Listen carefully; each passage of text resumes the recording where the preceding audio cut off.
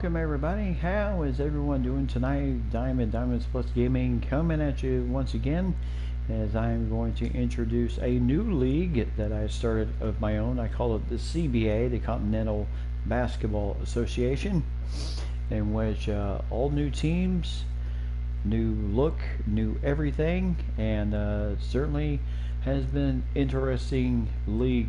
Needless to say, started out using fictional players and then strictly using the downloadable draft class from 2019 all the way to right now I'm up to 2026 class right now. So it's been a heck of a ride.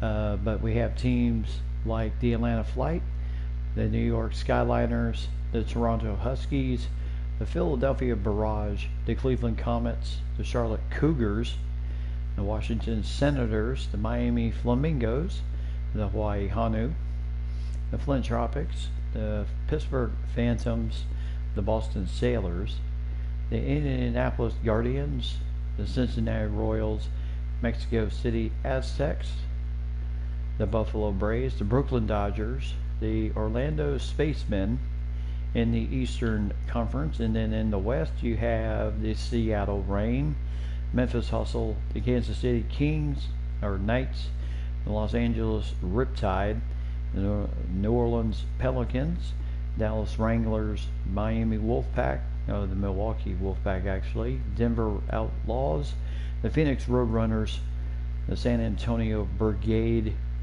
the San Francisco Dragons, the Portland Mammoth, the Chicago Cyclones, Utah Range, the Vancouver Kodiaks, the Houston Lone Stars, and the Las Vegas Pharaohs, and the Minnesota Moose. So, and then take a quick look at what has been going on in the league since we started in 2019. In the most valuable player, Fernando Munoz won the first of the CBA league from the Kansas City Knights, and then the next year Seattle Reign, Brandon Clark took the honors, and then the next year 2021-22 New York Skyliners, Zion Williamson, then the Flint Tropics, Low Mellow Ball, and then New York Skyliners, Zion Williamson again, then the Flint Tropics, Low Mellow Ball once again, so they're just going back and forth. Anthony Edwards, the Milwaukee Wolfpack, and Chet Holmgren of the Mexico City Aztecs. And then Rookie of the Year since that point, Darren Scott of the Philadelphia Barrage, Brandon Clark of the Seattle Reign, and then Okongwu of the Minnesota Moose in 2021-22, Jalen Johnson of the Washington Senators, Chet Holmgren of the Mexico City Aztecs, Jerry's Walker, Cincinnati Royals, Dallas Wranglers, Mikey Williams, and then Jamal Brown is your Jamal Brown of the Houston Lone Stars was last season's Rookie of the Year. And then Sixth Man of the Year, may as well. Dexter Scott, Kyle Alexander, Kyra Lewis Jr., Brooklyn Dodgers, and then Dylan Windler of the San Antonio Brigade, Evan Mobley, Moses Brown, Jalen Suggs, and then J.J. Taylor, Chicago Cyclones. First time Chicago has made Sixth Man of the Year.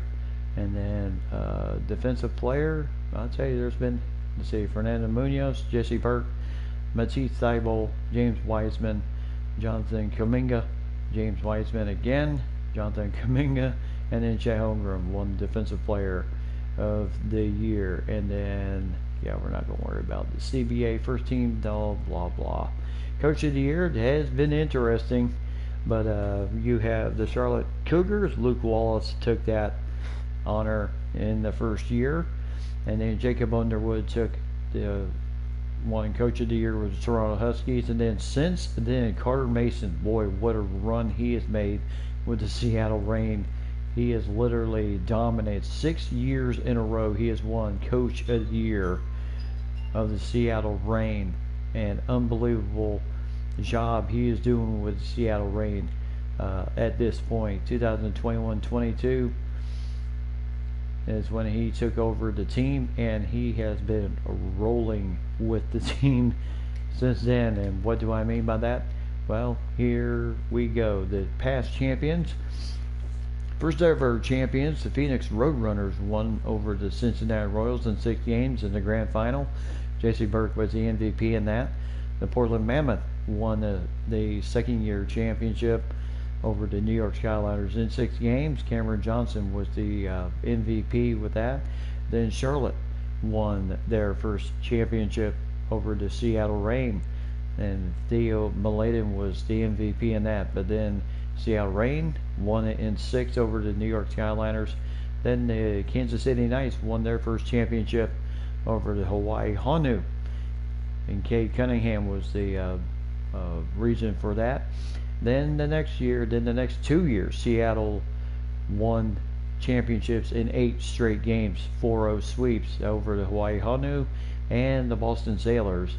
And then the Kansas City Knights just took the championship from the Charlotte Cougars in 7 games. So it's been interesting how Seattle has done. They've won 3 CBA championships out of the last 5 years, and quite impressive run they have made already in this league. And needless to say, yeah, I have been really impressed with how they have really been doing as a team, really.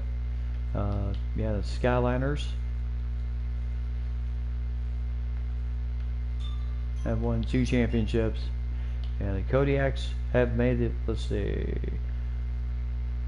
last playoff appearance 2026, and last time they made the championship. But the Seattle Reign, I tell you, they have been unbelievable.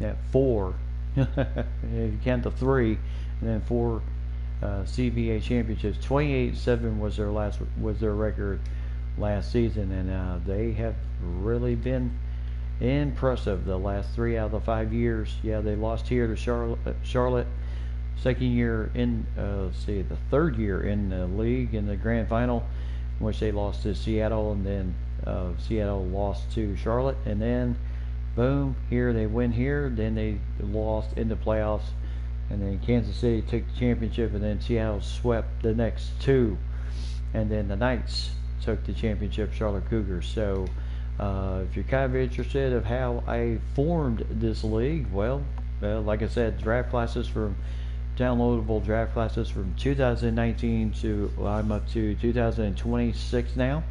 And we have eliminated the draft lottery tournament. All picks are determined by team record.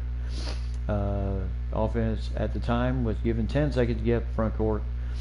1-on-1 bonus after 5 team fouls. Full bonus after 10 fouls, eliminating the shot clock. Almost like high school in the old days of the NBA. And we also changed the paint from 3 seconds to 5. Modified the goaltending rule, and then this was actually enacted last season, where they decided to move it from 10 seconds to 12 seconds. That was the league in itself that made that decision.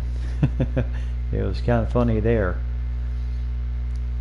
Kind of funny how they did that. Hey, Mike and lady, how are you doing? Good to see everybody. Hopefully Ryan jumps in here too. And then taking over the injury, yeah, we got 2 guys that are recovering, so they're good. But Xavier Foster, 7'1" center out of Michigan State. He's torn right ACL, 6 to 8 months right now. He's not been signed by any team. And then Charlotte Cougars, Lance Spink, dislocated left patella, 2 to 4 months for him. And Ike Lalaw, torn right MCL, he's still out 2 to 4 more weeks, I believe. For Cincinnati, he was just drafted last year, so he has not had an opportunity to play yet. So but this is kind of the aspect of the new league, and new everything. Now I will be putting in the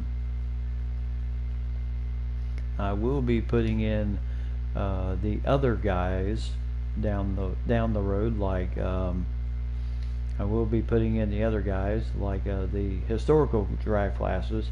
But this idea I have with this league was completely my own, and I am thrilled with it right now. And I tell you, there's some pretty good talent with this team, and it'll be interesting to see. Of course, there's not unlike the regular NBA. These guys don't go for long-term deals, except for this kid. He's on a two-year team option. David Hurst out of Ohio State. He's on a 2-year team option. Dargan is actually his deal. 2-year team option will come at the end of this season. Everyone else is pretty much on a 1-year basis. So this league is very simple, as they seem to not want to mess around too much in that fact. So quickly taking a look at the game plans for all the teams, just to kind of show you all the teams, who's playing in the league and who's on the league. So you have Jaden, and this is the Philadelphia Barrage. You have Jaden Bradley, Jalen Green, DeAndre Hunter, who actually started with the Riptide. He was drafted by the Riptide. He stayed with them for let's see, 4 years. And then he's been with Philadelphia. This will be his 4th year with the Barrage. And then Precious Achua, who also started with Las Vegas, and then 2 years with the Champs of Seattle, which won championship with Seattle during his time there. So right there. So Precious Achua, and then Lee James, who is a 7'1" center out of Vanderbilt, drafted this past season. He will be the center in the middle. And then Tyrese Maxey, Kyra Lewis Jr., Nicholas Claxton, who has been kind of a journeyman, started out with the Flint Tropics for a few years, and then 4 years, and then 2 years with Orlando, and then 1 year with Milwaukee, signed with Philadelphia this past season. And then Isaiah Jackson out of Kentucky, and then Livingston, and then Owens. And then moving on to the Mexico City Aztecs. You have Javon Miles at point guard. You have Richie Person, Bryce James, the younger brother of LeBron James Jr. He was just drafted this past draft class. And then Kwame Evans, and then Amani Hansberry, who is a 6'10" center out of DePaul. And then Westry Madur, Jeremiah Robinson Earl, who started his career until this season all with Utah. Now he's with the Mexico City Aztecs. And then Andre Casey Jr. in the middle, and he 2 years with Boston, 1 year with the Riptide. And then everyone else, I would say pretty. You don't see too many. I mean, Bryce James, you see the ratings. The thinking of this league, yes, we're starting literally from scratch.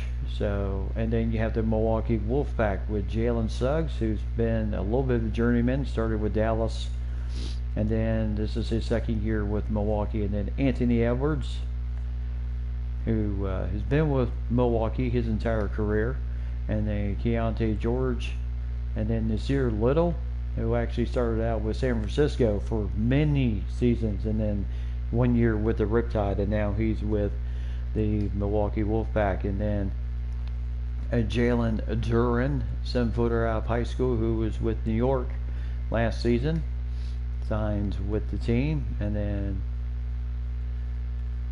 you still have pretty good bit of talent coming off the bench. So, but Anthony Edwards is pretty much, and Jalen Suggs are really, and Keontae George are really your big time players on this team. And then the Cyclones, Chicago Cyclones, with Ricky Cook, David Keary, Adrian Griffin Jr., who is in his 4th year. This will be his 5th year with the Cyclones. J.J. Taylor, and then Michael Wilson in the middle, 6'11" center out of England, who's been a bit of a journeyman himself. Started with Buffalo, 2 years with Miami, 2 years with Philly, 1 year with Vancouver, and 1 year with Boston for signing with Chicago this season. And then Terry, Jane Springer, Keon Edwards. Nobody really major that stands out on this team except Adrian Griffin Jr. And and then the Cleveland Comets with Ja Morant, and then you have Terrence Clark, and then Ben Rosenborough, 6'8", out of high school, drafted in 2025, and then Chris Silva, who is a beast, who's kind of been, it started out with Brooklyn, and then 2 years with Seattle, 1 year with the Riptide before signing with the Comets, and then Lee Dort, the center, 6'11", young man out of Baylor, and then Makir Maker, same thing, started with New York first 4 years, and then last season played with New York. This will be his second year with Cleveland, and then pretty good bit of talent here on this team. And then you have the Boston Sailors with Michael Price, Bryce Thompson, Jabari Smith Jr., Obi Toppin, and then Oliver Rowe, the center, 7, and this kid's no joke, 7'7", Oliver Rowe, out of Canada. My goodness. And then Tiki Muska, 7-footer out of LSU, and he's in his 4th year with Boston. And then Deshaun Nix, who's been started with Memphis, and then this is his 2nd year with Boston. And then Wendell Moore Jr. and Salas, and then Jamin Brakefield, who's been pretty much a little bit of a journeyman himself. Utah 1 year, Minnesota 1 year, Philadelphia, and then Portland, and then Philly again, and now he signs with the Boston Sailors. And then nobody else really big time, but my goodness, we may have to check out this kid, Oliver Rowe, 7'7", out of Canada. Yeah, that is no joke. That kid's got some hops. How's it going with me? Hey, I'm doing great. With my job, and everything's going good. The sound is good. Awesome. I sound good. Awesome. I'm glad to hear it. And then the Buffalo Braves with Jermel Thomas, Josh Green, Anthony Gilks, and then Jassim Felton, and then Dominic Thomas in the middle with Jassim Felton, the young man out of Duke, really the big time star, and then Anthony Gilks, 6'10", young man out of high school. They seem to be the big hitters for this team. Oh yeah, Jermel Thomas, who's just drafted this year out of high school. And then Lou Tavares has been a journeyman. Emmanuel Quickly, who's been really a journeyman. Memphis, Seattle, Indianapolis, Milwaukee, Hawaii, and then this will be his 2nd year with Buffalo. So, and then so interesting there. Derek Lively, the second 7'1" center out of Pittsburgh, on reserve for the Buffalo Braves with this team. The Memphis Hustle with Darius Garland, Jalen Worley, and then Marquise Rice, and then Evan Mobley, young man out of USC, who's started with Brooklyn, and this is his 2nd year with Memphis. And then of course the big man in the middle, also from Memphis, James Wiseman, and no doubt maybe that's the reason why he came back home. Started his career with Denver, and then he's in his 3rd season with Memphis, and no doubt probably one of the reasons why he wanted to come home was be closer to home. Bruno Fernando started his career with San Antonio, then 4 years with Orlando. This is his 2nd year with the team. And then Daniel Otero, 6'10" center out of Minnesota, and then Kevin Porter Jr., and then Jeremy Roach, and then Zashibwe, young man out of West Virginia,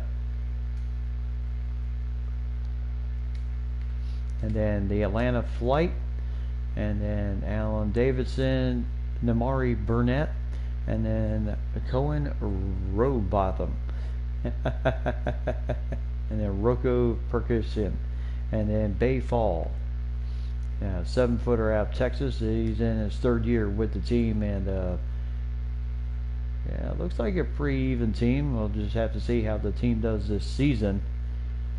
See, Tyrell Terry, no, Ramo Lloyd Jr. Yeah, he's been started with New Orleans. He's in his 2nd year with Atlanta. And as you can tell by the stats, he's not getting a lot of playing time. And then the Miami Flamingos with Jakari Suina, and then Gene Montero, and then Brandon Miller, and then Derek Queen. All big 80 numbers here. So those, yeah, these are your big hitters for Miami. And then Ryan Booley, 6'11" center out of Florida in his 3rd year with the team. And then you have Chris Livingston, Nico Mannon, who started his career with the Mexico City Aztecs, and then 2 years with Portland, and now he's with Miami. And then Zeke Najee, young man out of Arizona, who started with New Orleans, and then 2 years with Philadelphia and signed with Miami this past season. And Cam Reddish out of Duke, and then, yeah, he started with Boston. Then 2 years with New Orleans, 1 year with Chicago, and then signs with Miami. So, and then Sharif O'Neal, young man who out of UCLA, the older brother of the other O'Neal in the league. And then of course, that means this league now has 2 brothers playing in this league, which is Sharik O'Neal, which are the sons of Shaquille O'Neal. And then of course you have Bryce James and LeBron James Jr. Playing in the league also. And then of course we know who they sons are. And then Boyd Matthews out of Texas A&M, and then Gerald Colbert, 6'11" center out of LSU, and on reserve for the team for the Miami Flamingos. And then the Hawaii Honu with Elliot Cadeau, R.J. Barrett, Kendall Brown, K.J. Adams, and then Jalen Smith in the middle. As he's been pretty impressive. Started his career with the Hustle, and then last season was with Utah, and then signed with Hawaii this past off season. Then Timmy Walker, Jalen LeCue, who's been a journeyman himself, and then Trey Man, Theo Maladen, who started really all of his career with Charlotte, and then decided to go to the Honu in free agency. So Reggie Perry, and then Moses Mooney, Keldon Johnson, and Yannick Nasoza, who started with the Flint Tropics, 7'2" center out of the Congo, and he's on reserve for the Honu this year. And then the Charlotte Cougars, who just lost the championship last season, they have David Hurst, and then Isaiah Collier, Jeremiah Jargan, and then Daron Sharp, 6'10", power forward out of North Carolina, and then Victor Wembanyama, who is 7'4" young man out of France. So you have the 7'7" kid out of Canada, the 7'4" man out of France. This is his 4th year with Charlotte. And then you have Aaron Naismith, Darren Scott, and then Kijibu, and then Trey Tate, who started with New Orleans, and then Orlando, Vancouver, Hawaii, Buffalo, Kansas City, 2 years with Mexico, and then signs with Charlotte this year. And then Atkins, and then Jabari Abdur-Rahim, and then Philip Wheeler, and then you have Johnny Chandler, and then Lance Spink, who's currently on the injured reserve right now. He was with the Riptide last season, so hopefully he can see some action this year. Utah Range with Sky Clark. Look at the afro on this young man. And then Michael Tyne, and then Jordan Nawara, and then Luther Childress, and then Carl Shin Young, 6'10" center out of Oklahoma State. And then you have Simon Welcher, Ashton Hagens, young man out of Kentucky, who started his career with Phoenix, and then spent the last 2 seasons with Atlanta. And then Carton, and then Amir Asani, 6'11" center out of Serbia. And then Nigel Alexander Walker from Virginia Tech. Started his career with the Royals, and then 2 years with Atlanta. Last season was with Miami. And then Javon Graves, Cassius Stanley.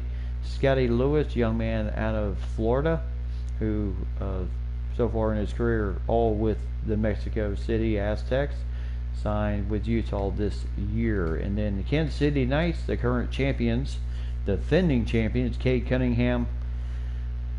And then you had Jaden Hardy, and then Johnson, and then Usman Garuba, who started his career with the Minnesota Moose, and then last season was with Kansas City, won the championship with them. And then Matty Cisco in the center position, 6'10" kid out of Michigan State, started his career with the Royals, signed with Kansas City this past off season. And then Caleb Love, and then Boomer Grimes, David Johnson, Bull Marrow, and then Terry Copeland, Shaim Odom. So really no big time on the coming off the bench. And then you have the New York Skyliners. You have Deshaun Ruffin, Devin Vassell, Patrick Williams, small forward out of Florida State, and then of course the beast himself, Zion Williamson, who's been with New York since the beginning, his entire career, 7 years, all with New York. And then Dianko Badji, 7'2" center out of Senegal.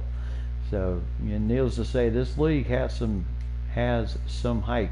And then Rua Hachimura, Jahemus Ramsey, Alan Samaljak, and then Lionel White, and then plenty of other guys there on the roster. And then the Vancouver Kodiaks with Cannon Carlisle, Malachi Branham, Devontae Cobbs, and then Tracy Kalonda, and then Vincent Wickichu, who is a 7-footer out of Texas. And then Aduki Azubuike, young man out of Kansas, who's been a journeyman himself. Started with Charlotte, the Pharaohs, Orlando, Boston 2 years, and then this is his second year with the Kodiaks. And then Jared Butler, Sibley, and then JT Thor, Matthew Hurt, and then Alonzo Gaffey, Zaire Wade, and then Dylan Hunter, and then Dylan Hunter is on reserve for the Kodiaks. And then the Los Angeles Riptide with Jalen Curry, Brian Anton, Danny Avija, and then Braden Back, and then you have Jaden Williams in the middle at center, 7-footer out of Georgia, who's in his second year with the team at center. And then Nefali Dante, who's been a journeyman, 2 years with Houston, 2 years with Memphis. This is his second year with the Riptide. Kobe White signs with the Riptide after his entire career with the Las Vegas Pharaohs. This is his second year with the team. Sadiq Bey, and then Nate Underwood, Gilbert Evans, and then Kevin Gelly, who's also started with Houston, 1 year with the Riptide, Vancouver for 2 years, 1 year with Pittsburgh, and then signs back with the Riptide. So he must like it there.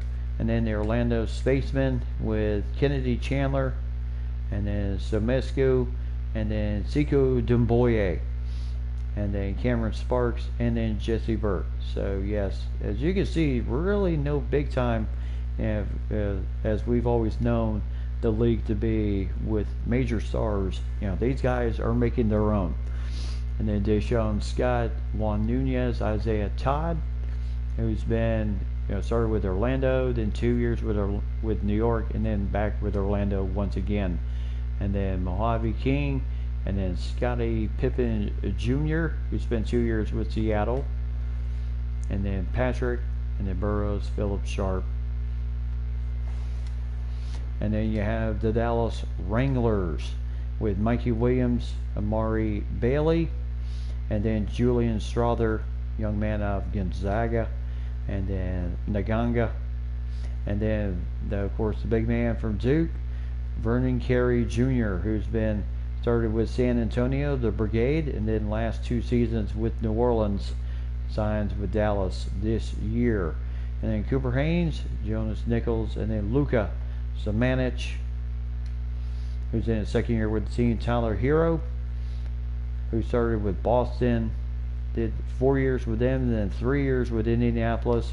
We're signing with the team this year. Isaiah Joe also, and then Obaseki, and then Mbore, and then Antonio Hamlin, and then the Brooklyn Dodgers.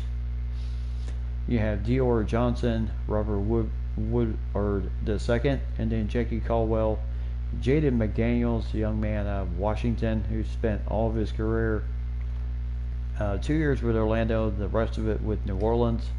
And then Dontrell Barrett, 6'9" center out of UCLA. Don't know how that will work.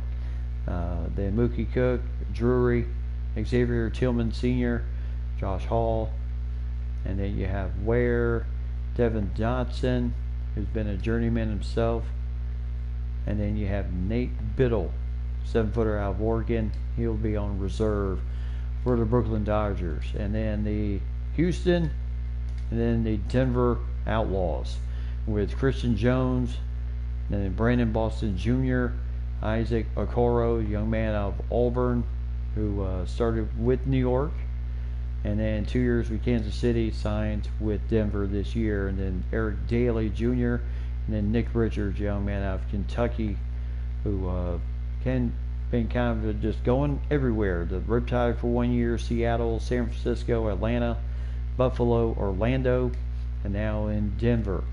And then Flanagan, Billick, Christie, Colt Anthony, young man out of North Carolina, started his career with Cincinnati, and then 2 years with Kansas City, and then signs with Denver.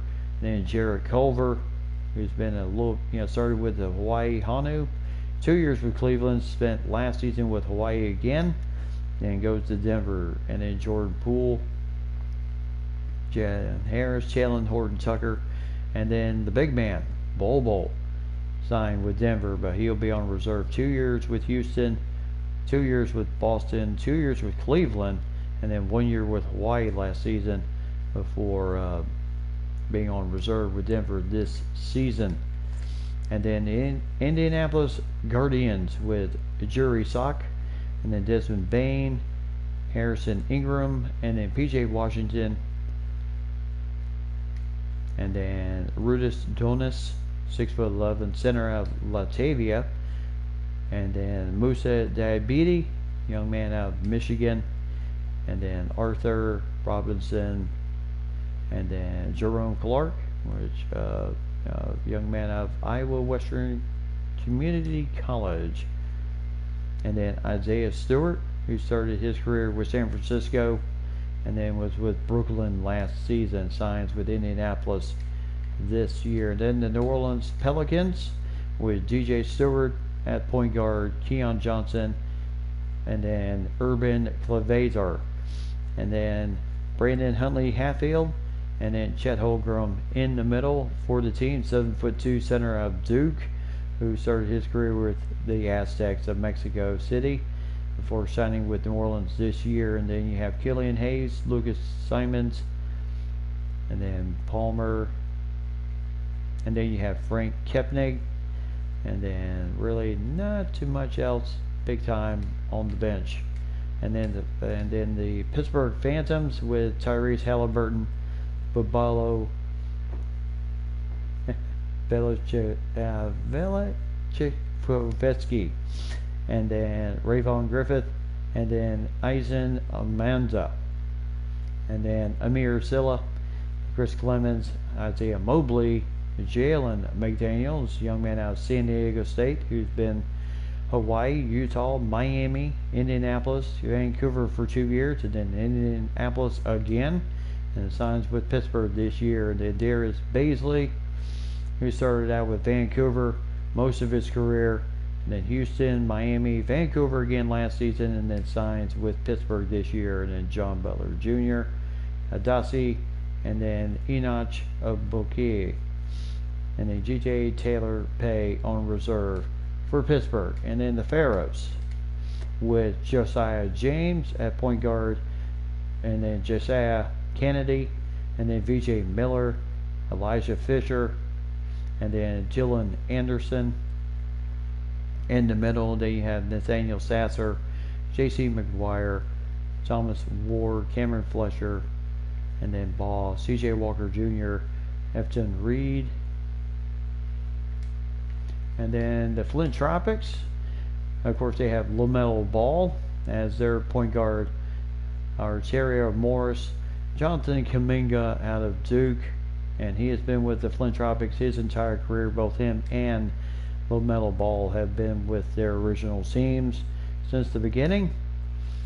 And then Tyler Smith, and then Jazir Jackson, 7'2" center out of Duke, plugging up the middle. And then James Evans, and then Shuma Okeke, young man out of Auburn who started his career with Indianapolis, and then most of it with Memphis. Last season was with Miami. And then Mayer, Zach Brand, Moncrief. You can see the ratings just continue to plummet a bit. And then you have the Toronto Huskies with Dominic Harris, Jack Harris, Jones, DeMarco Johnson, Jalen Lewis, and then Musa Seuss, young man out of Kentucky, started with the Hawaii Honu, and then this is his second year with Toronto. And then Wright, Christopher, Paul Reed, Murrow, Bouknight, and then Begarin, and then you have Cameron Barnes, Caleb First, young man out of Purdue, was with Milwaukee last season. And then the Houston Lone Stars, you have Jeff Deshay, DJ Wagner, Caleb Houston, Aquarius Jones, young man out of Kentucky, just drafted this past offseason, and then Jamal Brown, all played high school, had a very impressive year last year, 13 points a game, 13 rebounds a game, and 2.1 blocks per game. So quite impressive. And then Eric Rashaw, and then Terrence Shannon Jr., Armando Bacot, young man out of North Carolina. Of course, I always recognize the North Carolina guys. Kansas City, started his career with Kansas City, then Houston, Orlando, and then 2 years, and then a year with Portland, and then 1 year with Phoenix. And then Rajon Tucker, and then Baylor, and then Jamal Towns, and then Kareem Maine, Trey Patterson, and then Ryan Kalkbrenner, young man out of Creighton, who will be on reserve for Houston. The Cincinnati Royals with Zion Collins, Jay Scrubb, and then of course there he is himself, LBJ Jr., and this will be his third year with the Royals. And then Jarice Walker, and then Naz B. Amon, who is their 6'10" center out of Syracuse, just drafted this past season. Then Scotty Barnes is 6'8" power forward out of Florida State, started his career with Cleveland, and this will be his second year with Cincinnati. And then Marcus Bagley, young man out of Arizona State, and then R.J. Davis, also from North Carolina. And then Nazron Reed, he started his career with Seattle, 2 years with Atlanta, 2 years with Toronto, 1 year with the Riptide before coming to Cincinnati. And then Ignas Brazdeikis, and then Brand, Roby, Nagam, and then Law, who's on reserve due to his injury. So hopefully he'll be able to come back. San Antonio Brigade with Bryce Griggs, and then Gal Yoko, and then Patrick Baldwin Jr., Matt Booley, power forward out of Florida. This is his third year with the team. And then Aquarius Mayfield, 7-footer out of Michigan, just drafted this past off season. R.J. Hampton backing up everybody on the, started his career with Buffalo, 2 years with Cleveland before signing with San Antonio this year. Jalen Washington, Isaiah West, Ethan Russell, Damian Collins, Goga Abitzi, the 7-footer from the Republic of Georgia, started his career with Atlanta, and 2 years with Philly, 1 year with Miami. And then Kenny Wooten, and then Kay Soto, young man from the Philippines, 7'3". He hasn't had quite an impressive career. Started with Milwaukee and then was with Mexico, but most of the Aztecs, but most of that was on reserve. So he was not able to be on the court. Then Mutombo, 7-footer out of Kentucky, the son of course, the son of Dikembe Mutombo. And then Phoenix Roadrunners, and then Grunkus is their point guard. Tyler Bay, Dylan Windler, Jonte Porter Jr., and then Bideko, young man out of Alabama. 7-footer out of Alabama, started his career with Phoenix. This is his 4th year with the team. And then Liam, and then Trey White, Admiral Schofield, young man from Tennessee. And then Carol Gatwich, and then Romeo Langford, and then Halil Bear, young man out of Texas, and then Patrick Garrett on the bench. And then the Seattle Reign, Sharif Cooper at point guard. Yes, the defending 3-time champions in this league so far. Sharif Cooper, Zaire Williams, and Monty Bates, who started his career with Seattle. He's been with Seattle his entire career. And then Michael Knight, and then Derek Lively the second, 7'1" center out of Virginia Tech in his 2nd year with the team. And then Brandon Clark, who started his entire career with Seattle. So he has won all of the championships with 3-time CBA Grand Finals champion, 2023, 25, and 26. Won the MVP award 1 time already. So Brandon Clark has been a big Shaquille O'Neal, the younger son of Shaquille O'Neal. This is his 4th year with the team. Ben Dezo, who is a 7-footer out of Oklahoma. And then Forbes, Harris, Andrew Silva, Isaiah Silva, and then Kelvin Felder, and then Sebastian Brown on reserve. So looks like Seattle could be again the team to beat. Then the Minnesota Moose with Casey Walton at point guard, Marcus Johnson, Tajon Bridges, and then Paulo Banchero, who was with out of Gonzaga, started his career with Indianapolis, so signs with the Moose this year. And then of course Okongwu, who's been with the team. He's been with the team since his draft year in 2021.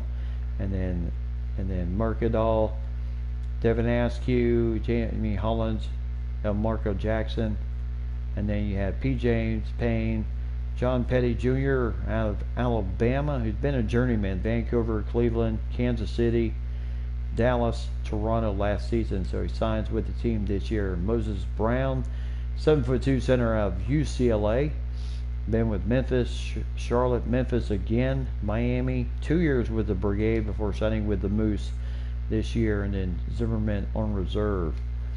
And then the Portland Mammoth with Zion Cruz, Longino, and then Wagner, Hamid Noel, and then Bilu at center, who is a big 7'3" center out of Texas. And no doubt he is going to be very, going up against some of the tall trees of the league. It'll be interesting how he does. And then Colin Porter, and then Gordon Redmond, and then Percy Johnston, Bradley, Jennings, Howard, Dunleavy, Hunton, and then Bryce Marion running out the bench for Portland. And then the San Francisco Dragons, Horace Thompson, Dennis Kiba, who's been absolutely on fire for the Dragons since his draft year. And he has been a stellar player, young man out of Ukraine. And Jerry Easter, Jordan Dixon, and then Bilu, the 6'11" center out of Kansas State. In the middle, then Daniel Gafford, Josh Primo, Duwala, then Walker Kessler, Cheeks, Howell, Powell, Hall, Powell, Atwell, and then Chi Evans on reserve for the team. And then the Washington Senators, last but not least, the Washington Senators with Jalen Johnson, Jordan Lowry, Miller Whitehead, Travis Perry, and then Jackson Hayes in the middle, who's been started with Pittsburgh most of his career, and then 3 years with New Orleans, signs with Washington this past off season, and then Poku Savesky, and then you have Ryan Mutombo, and then Willie Howell, Grant Williams, and then Lewis King, Romeo Weems, Austin Wiley, 6'11" center out of Auburn, and then Kenyon Martin Jr. and Cam Hayes on reserve. So this seems to be quite should be a stellar season. So needless to say, if you had a choice of who to look at, what team to root for, who would be your pick? Would you still stick with the Moose there, Mike?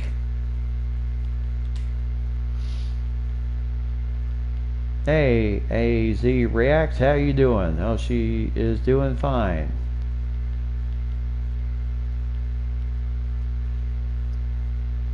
Doing fine. I certainly appreciate the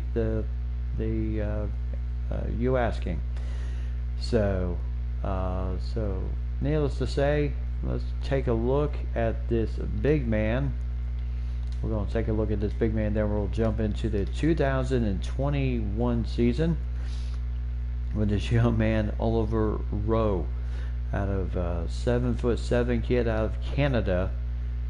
Yeah, I'm kind of interested to see how this young man does in the league. First year in the league, and he'll have a tall, and he'll be up against the Vancouver Kodiaks' first game of the season. Should be an interesting season. The Moose, yes indeed. Well, this league is so stretched out, it's actually very interesting how this thing is actually really just all the way through. It'll be interesting to see how it goes. Now, I'm playing on 8-minute periods, just like high school time, so the games really won't take that much long. But then, of course, with no shot clock, that it will be interesting. Of course, I have done no shot clocks before, and it takes an awful lot of thinking. So Rowe versus Uwuchikwu, and then Azubuike coming off the bench, and then Musaka. So this matchup should be highly interesting. Oliver Rowe, a 7'7" center out of Canada, and then I'm just going to kind of, since this is Boston, yes, they already got their thing in there. Okay, that might not be terrible. I'm also going to go with that. No.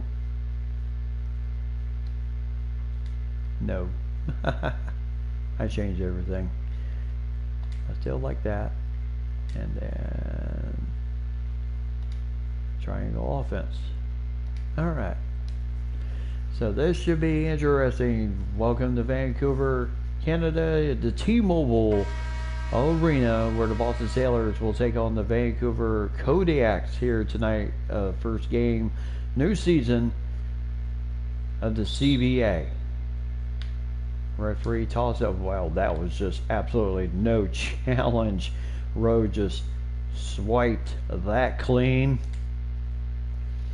So Price bringing the ball up as Boston moving the ball around. This is the one thing about not having a shot clock. You can constantly just kind of move the ball around and not have to worry too much about whether the times go. Well, I tell you, nice pass there. Oh, nice shot by Thompson underneath. Boston takes a 2-0 lead. And off and running we go with, oh my goodness, what year is this now? 2000. Oh, there's a nice steal by Obi Toppin as he flushes it up ahead to Smith Jr. So Obi Toppin, yep. Yeah, we know that name well, don't we? And then Rowe, what are you doing? Oh boy. Well, he had it, then lost it. So Kalonda bringing the ball up. Obi Toppin on him as he is trying to find his way. Oh, well, good luck with that one. as the young man gets his first CBA block of the season and of his career. Good luck trying to do anything against this big man from Canada. So driving in there, and again Vancouver losing the ball. OB Toppin will pull up and nail it. And right now Boston off and running, 6-0 run. Vancouver having serious problems hanging on to the ball.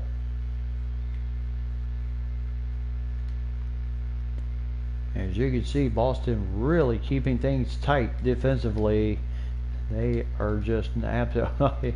That is your best option right now. Oh my goodness, point blank, he still cannot make the shot.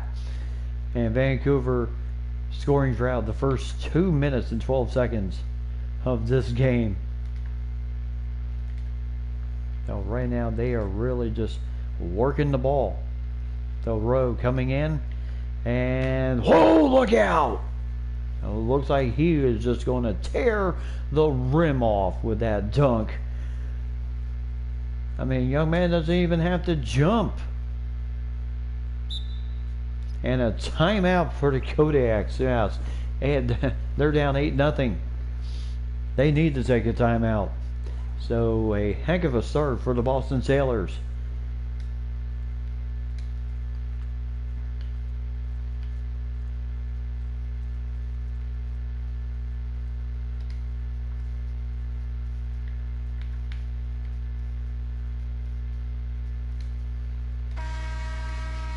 So right now the fans here in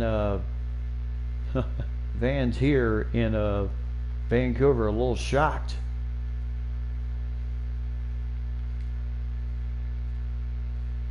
So right now OB Toppin with Kalunda as a three-pointer. Oh, that dropped in.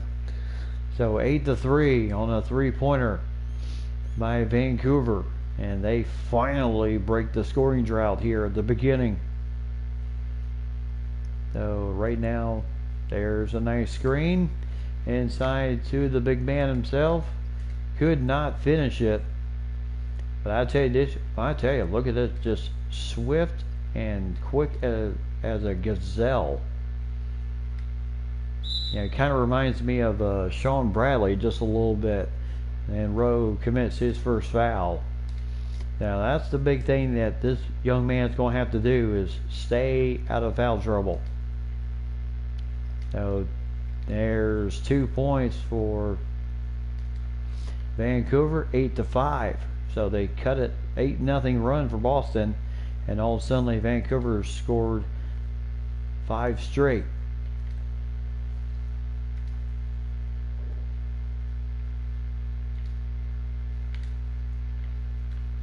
Oh, right now, boy, Boston really moving the ball well.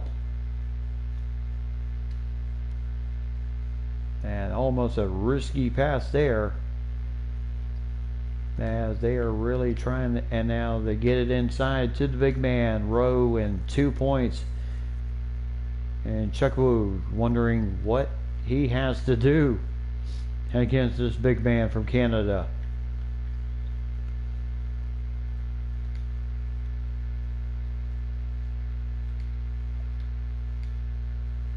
And then outside is about going to be Vancouver's only hope, is that maybe they can get hot from outside. And because I don't think they're going to get much inside unless this young man really gets into serious foul trouble.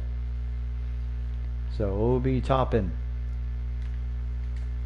inside to Rowe, and then Chukwu.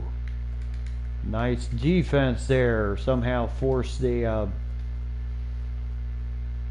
somehow was able to, nice defense. Good rebound for Rowe. And Boston right now out.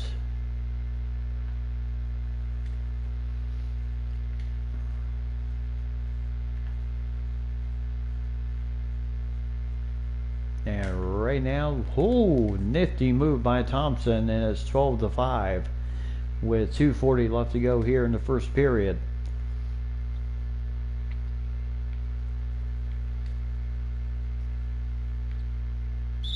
Oh, Rowe just picked up his second foul, and that's what Vancouver really wanted, to get this big man in serious foul trouble. So Musaka will have to come off the bench, and there is substitution coming in along with Musaka. Everybody's getting subbed out. Now Wendell Moore Jr., Brakefield, and then Chuck Wu coming out, and as a Ibuki in the game for Vancouver. So Wendell Moore Jr., young man from Duke, and then Deshaun Nix, who is a nifty little point guard. And then Jermaine Brakefield. I tell you, this team's got some respectable talent. So there's a nice shot by Jermaine Brakefield. 14-6, Boston in the lead. And Vancouver just not the start they wanted. But with the big man Rowe on the bench due to the foul trouble, that should open up the paint quite a bit. So Salas bringing the ball up. And then the big man trying to set the screen, and he's fouled by Kalunda, his first foul of the game for Vancouver. As the coach not loving that. So free throws. So 15-6. Yeah, the first year I did the league, and of course it was just with all fictional players. Free throws for anybody was an absolute disaster. Nobody could hit free throws to save your life. So needless to say, with each draft class, the talent, not only has the talent gotten better, oh, there's a nice drive by Deshaun Nix as he scores 2 points, 17-8. And then Carlisle working against Deshaun Nix here. He does have 12 seconds to bring the ball up. And then a three-pointer. There's a three for Vancouver. 6-point lead for the Sailors. So needless to say, yep, a little bit of a homecoming. And there's 2 points right there for Deshaun Nix. Again, 18 points in the paint right now for the Sailors. Only 4 for Vancouver. As with Oliver Rowe, they've kind of had to depend on the outside shooting just a bit. But there you can kind of see that if you pull Musaka out or Oliver Rowe, that does open up the middle a little bit.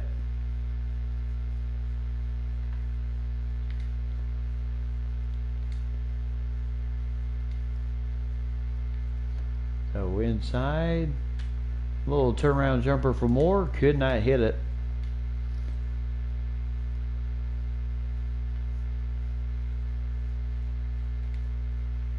And there's a three-pointer.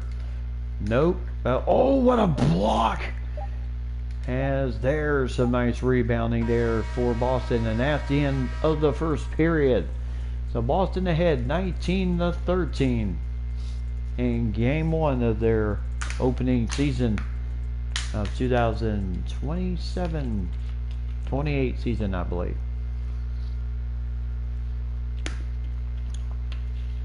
So Vancouver, welcome back to Vancouver, where the Canucks, the Kodiaks, are down 19-13 to the Boston Sailors. And the debut of Oliver Rowe, the 7'7" center from Canada. And the previous big man, Taco Fall, at 7'6", not only decided to call it a career after 5 years in the league, decided to call it a career after last season. And there Musaka could not get the reverse roll, as that is nice defense for Jermaine Brakefield.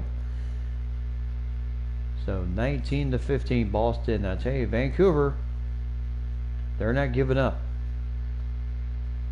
And there's a foul on Azubuike, his first.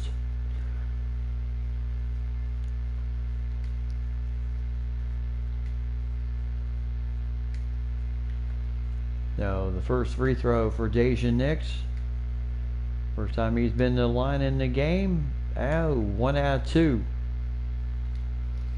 So Azubuike and of course Musaka. Not only do you have Chukwu, you know, his big responsibility will be, of course, all over Rowe. And then inside, oh, Azubuike with the steal. So right now, yep, they are trying their best here. And there's 2 points for Butler, and it's a 1 point lead right now for Boston as Vancouver.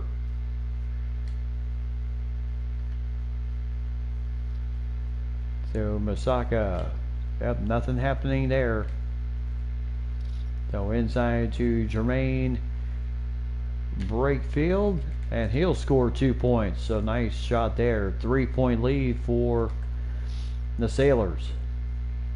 Good game so far early in this game.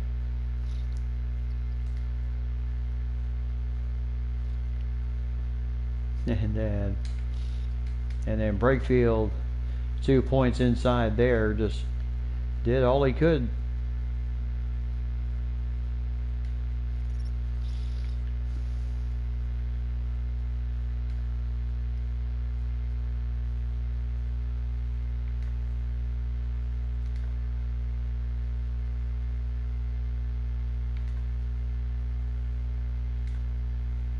So right now Jermaine Brakefield really handling the ball mostly on this possession. As there's Salas trying to drive the lane, maybe get some contact, and there's Azubuike with the slam, and Vancouver crawls back and takes a 1 point lead.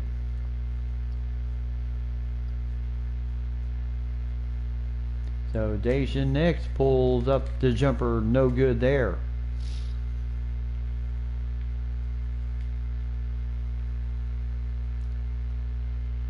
And 3-pointer, no good. But Azubuike for 2 points as he cleans up the offensive board, and the Sailors have seen quite enough timeout for their coach.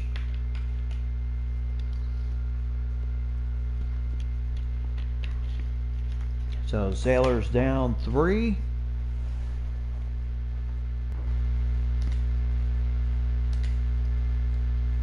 Yep, bad pass. Yeah, that kid is really...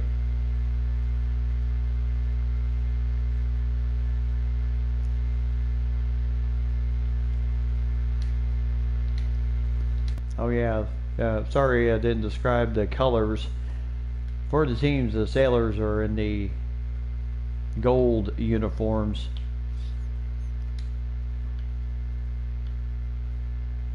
And then Vancouver in the white.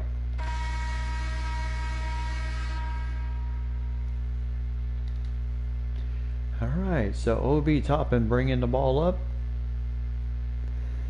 as he is yet to score in this game. And then inside, and there's a foul against Chukwu, his first foul of the game, as right now, yeah, they're still keeping Oliver Rowe on the bench. And the first free throw for Thompson, as here he goes 2 for 2, 1 point lead for Vancouver. And there's a nice steal for Smith Jr.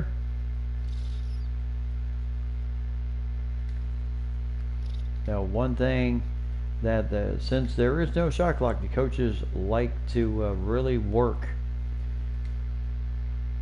on the little things, unless there's just absolute opening, just like that was. Obi Toppin's getting his second bucket of the game. He's got 4 points in the game. Oh, hey. So Obi Toppin left his feet just a little bit too early, and 2 points for Vancouver, and back and forth we go in this game so far. So Musaka, who's in the game right now, and then Obi Toppin, a young man out of Dayton. And there's a three-pointer, first one for the Sailors in this game. And there's a 2 points. So 29-26, Butler with the shot. So Toppin looking to get the screen. And then Musaka, I'll tell you, boy, he had the ball and then had it stripped from him. As good challenge by Musaka, and Chukwu with a cheap foul. So that is his second. So Carlisle with 8 points, 4 assists in the game so far, and Chukwu in foul trouble himself for Vancouver. But the coach is going to keep him in the game right now. Now, kind of risky. You're actually risking that third foul before halftime. Inside to Obi Toppin had Azubuike right there for defense. And there's a foul by Thompson, his first. And here he is, Oliver Rowe back in the game.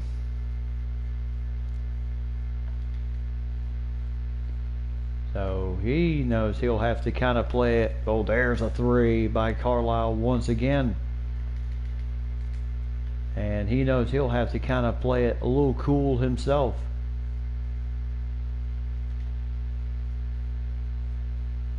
You know, he doesn't want to risk that third foul.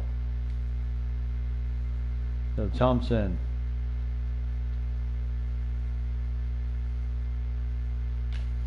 With a little fadeaway, hit the back of the rim.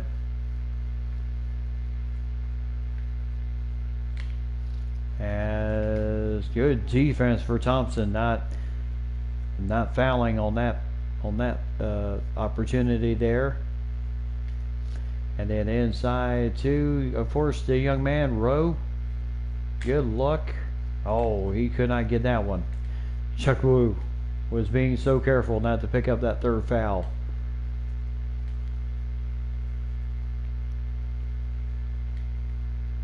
And then Chukwu could not. He knew that big man was around somewhere. And then Toppin having some difficulties with Azubuike on defense. And there's 2 points for Carlisle, as he is off to 13 points here in the first half of the game. 34-26.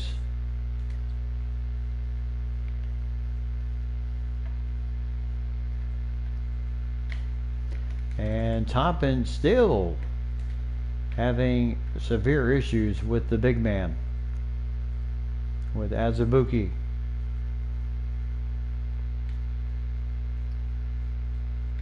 Of course, Obi Toppin 6'9", Azubuike is a tall.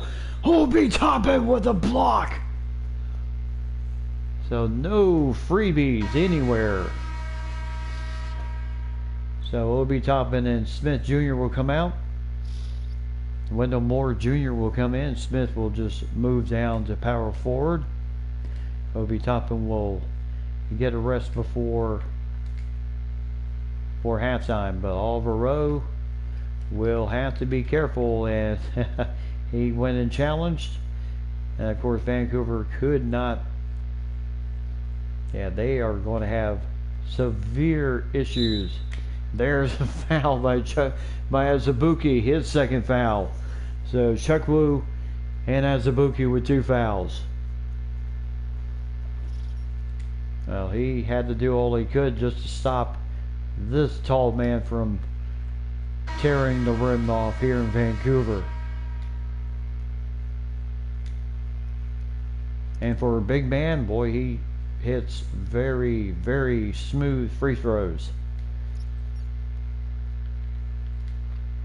So Dejan Nix, Carlisle. Oh, there's a nice steal by Nix. And again. As, oh, my goodness, point blank, and he couldn't hit it.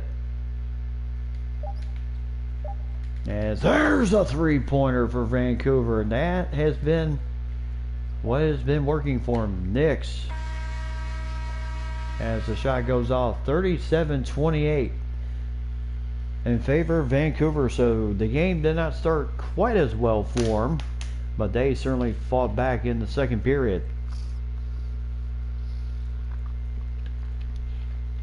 and take a 37-28 lead.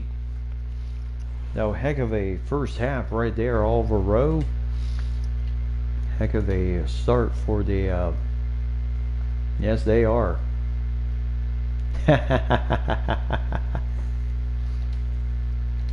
Yep, I love the close games.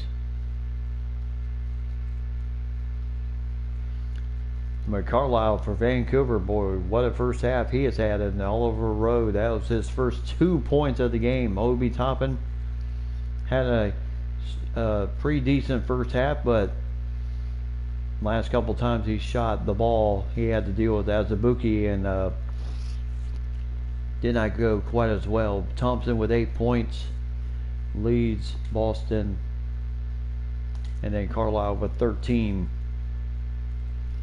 And of course we'll take a look at the stats.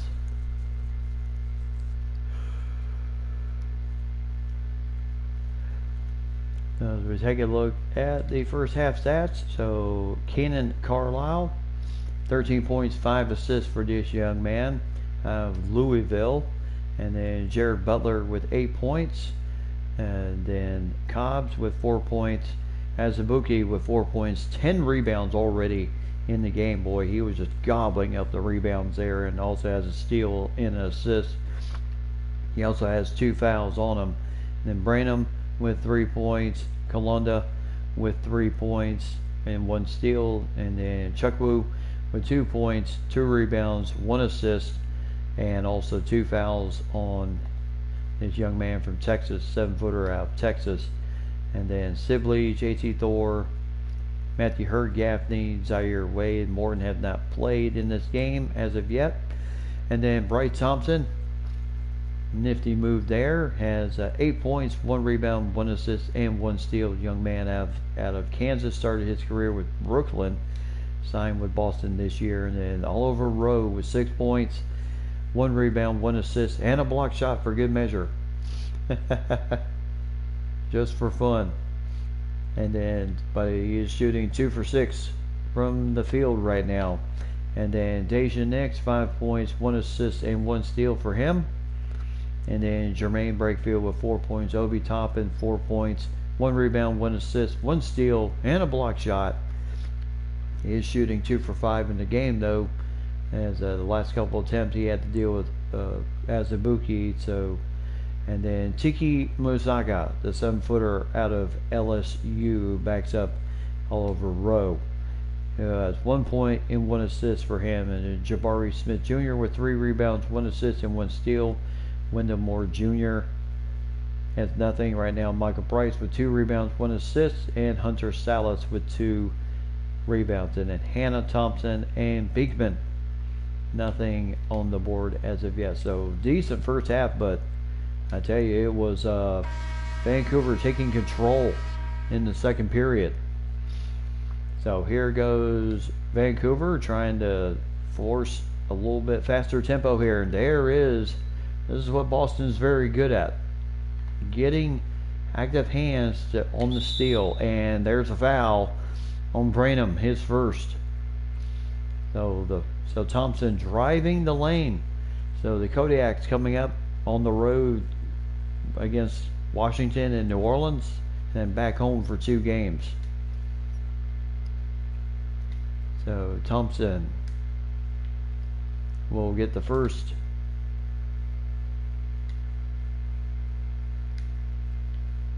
As he pulls it 37-30.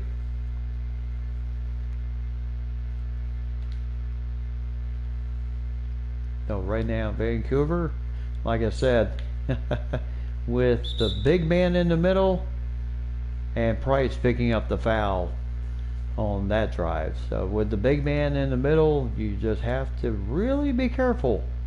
So Cannon Carlisle with 14 points, 5 assists in the game. He's not afraid to drive that lane.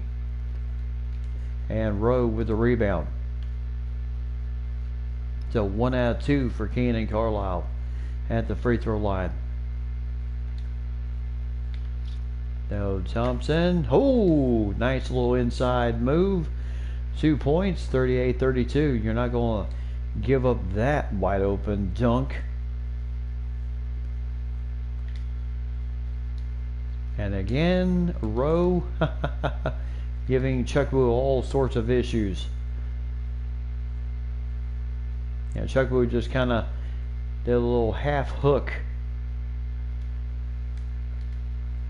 And then and there's a foul on Kalunda. His second, as Price will go to the free throw line. So Boston coming out, getting aggressive, getting to the free throw line here in the second half.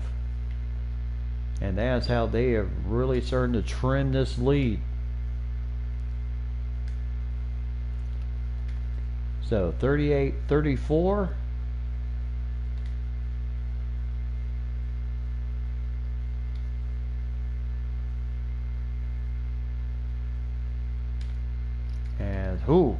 As Price trying to do all he could on defense. Carlisle with 16 points, 6 out of 12 shooting. Corey Thompson with 12.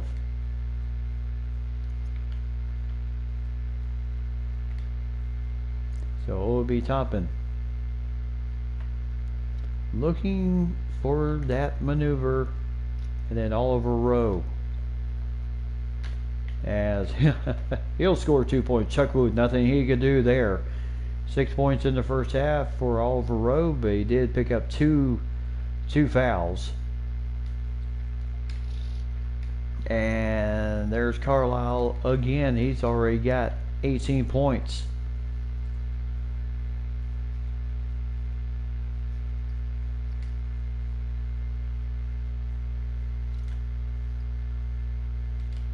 Oh, right now just had to kind of get rid of it.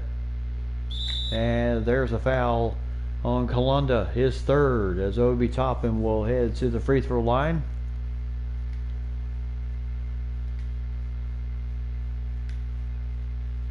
And there's first one to go in, as Rowe will come out.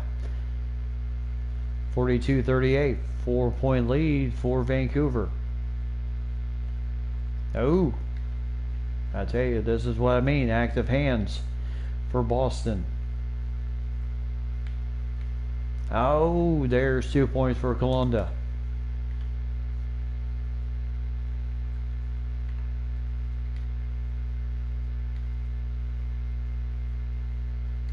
So Musaka, the young man from LSU.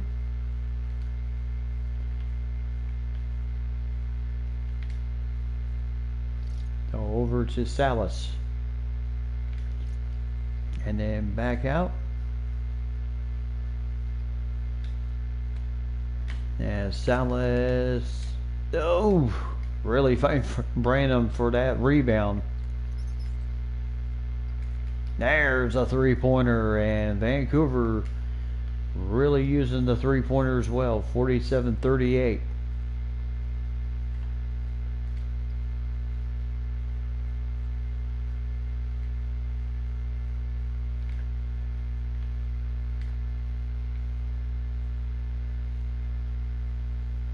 Masaka there. Oh my goodness, Chukwu gets the rebound. Misaka could not get the finish. There's a three-pointer. Went in and out. So Salas with the rebound. 47-38. As substitutions coming in as Thompson and the fans chanting defense here in Vancouver.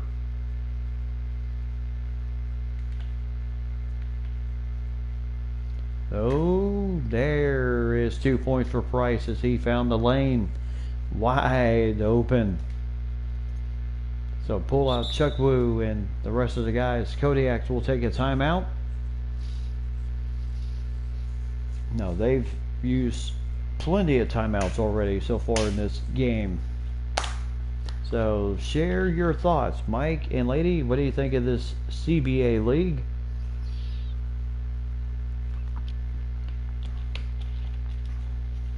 And how much of action do you want to see from it?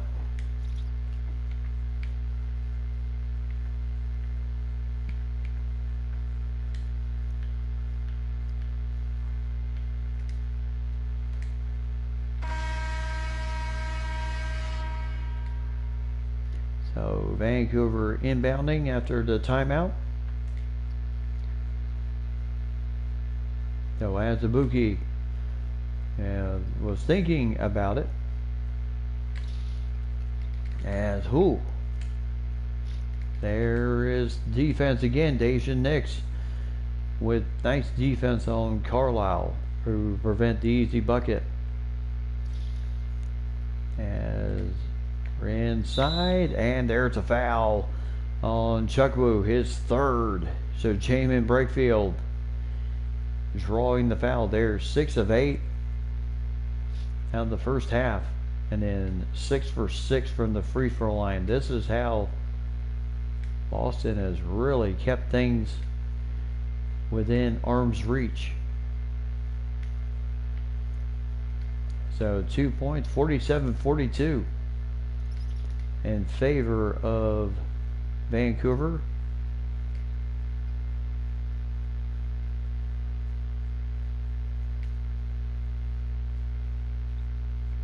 Oh yes, they are trying to keep it.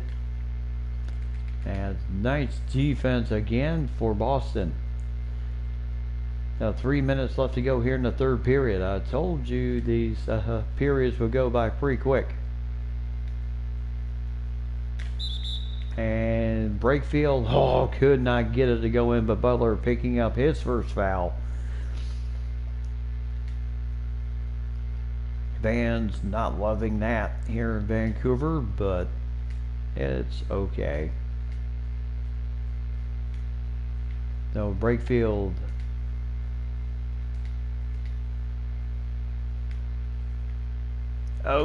going 1 out of 2.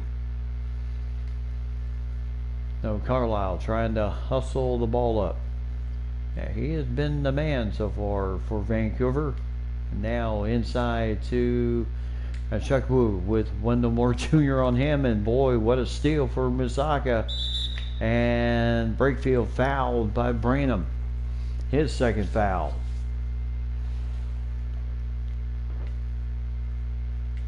And I guess Boston's strategy was get to the free throw line here in the second half, because they have done that.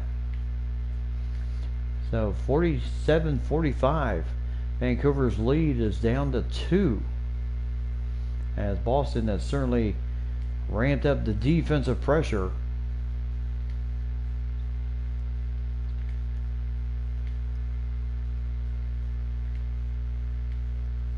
And their 7-point lead certainly has evaporated.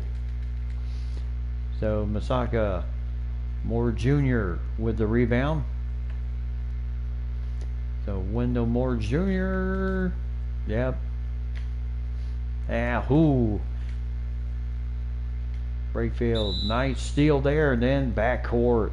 So somehow Moore Jr. got it and then ran the backcourt.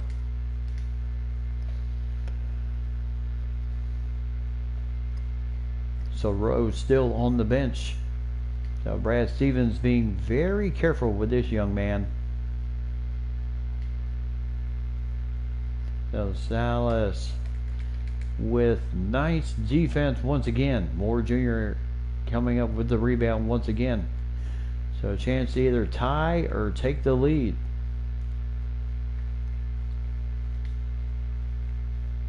As there's 2 points for Musaka. And the game is tied 47 all. So fans, guys, you're on offense. We don't need the defense chant. As there's a 3 for Vancouver.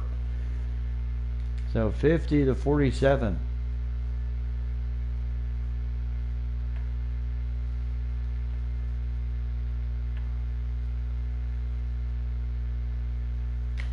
And oh, there's a block by Azubuike as he just kind of plugged the middle. Now Carlisle still with the ball. Boy, he is quick. And 52 to 47, Wendell Moore Jr. having some issues keeping up with the young man. As Moore Jr. with 2 points. And back to a 3-point lead as he took it in the teeth of Azubuike.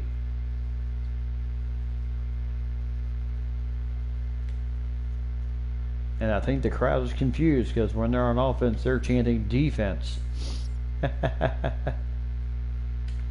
As there's a block by Musaka.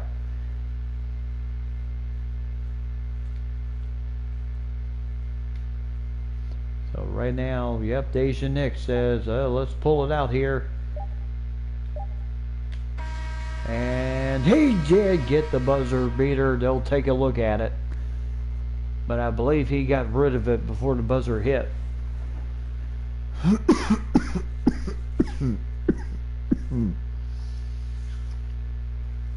Now the officials will take a look at it. And yep, the release was gone before, I mean, the light is not even on. Now it's on. Yep, way well out of his hand, so it will count. So 52-51. And the referee saying yes, it does count. So 52-51. Vancouver ahead by 1 point. And boy, what a first game of the season we've had so far in this game. Vancouver and Boston going back and forth against each other.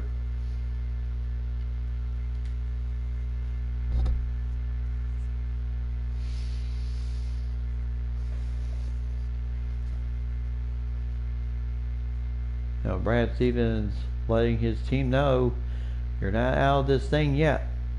Keep playing hard. So they do get the ball to start the fourth and final period. It's all over Rowe, Thompson, and the rest of the crew of the starting five back in the game. Misaka also in the game. As right now, you have Deja Nix also in the game. As they are being oh so careful. So Nix for three. Oh, could not get the go-ahead bucket for the three. As Vancouver and Oliver Rowe just snatching that one down. And now Musaka Azubuike.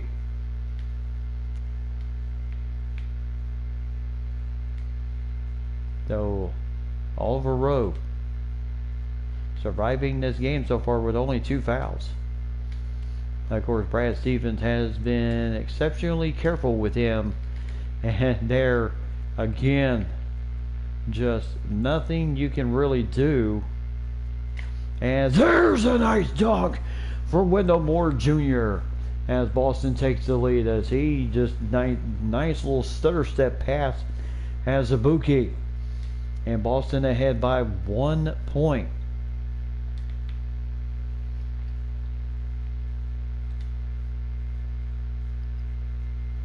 And there's a shot, no good. And Musaka with the rebound. So again, just like early in the game, no points in the last 2 minutes. And now Brad Stevens.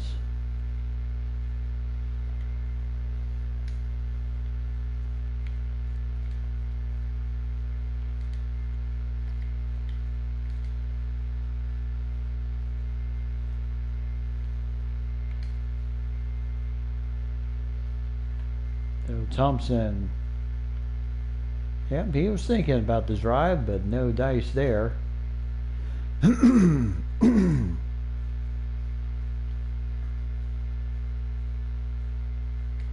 So right now Brad Stevens pulling it out.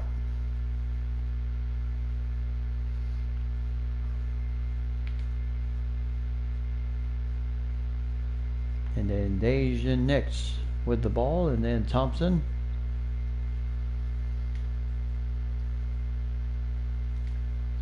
Well, you have to be oh so disciplined. And right now, bringing the double team. There's a foul on Butler, his second. As Vancouver, so substitutions in the game. Masaka will go out. Obi Toppin, Smith Jr., and Price will enter the game. And Chukwu will go out. Kalonda back in the game for Vancouver as Ibuki staying in the middle. And there's a foul by Azubuki, his third of the game. So right now Boston, yep, they're playing keep away. A 1 point lead, why not?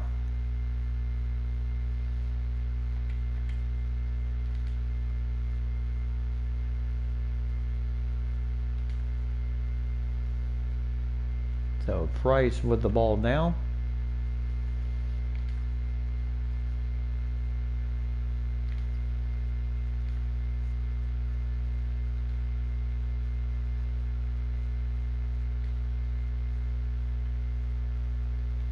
And Toppin, oh, nice shot there for Obi Toppin, and a 3 point lead as they were looking for the good shot, and they certainly got it. And there's an illegal screen by Butler. So turnover.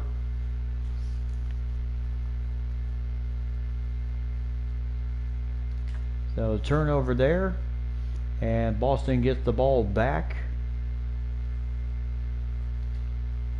So inside, Azubuki. And of course, Oliver Rowe with the big man. 2 points there.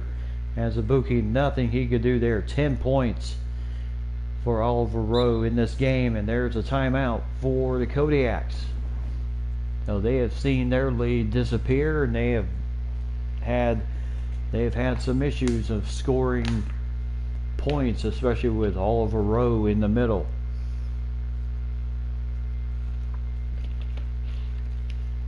So needless to say, even though he's not tearing it up tonight, that was a very successful debut of Oliver Rowe for the Boston Sailors. 10 points in the game. Now let's check his stats real quick. As Oliver Rowe, 10 points, 5 rebounds, a block shot, and 1 assist in the game so far. So he has done very well tonight. And a tall man, he is really, even though he has 1 block shot, he has certainly changed some shot chances for Vancouver in this game. It's almost like they don't want to go inside Branham. As Carlisle, there's 2 points. Branham with the follow as Carlisle tried to put it in. And now it's a 3 point lead. And again, Stevens calling for the pullout.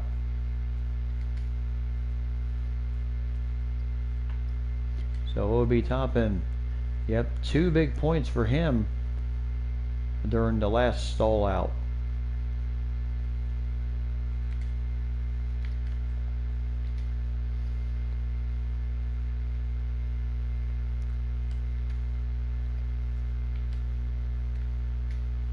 So right now, boy, they are really moving the ball well.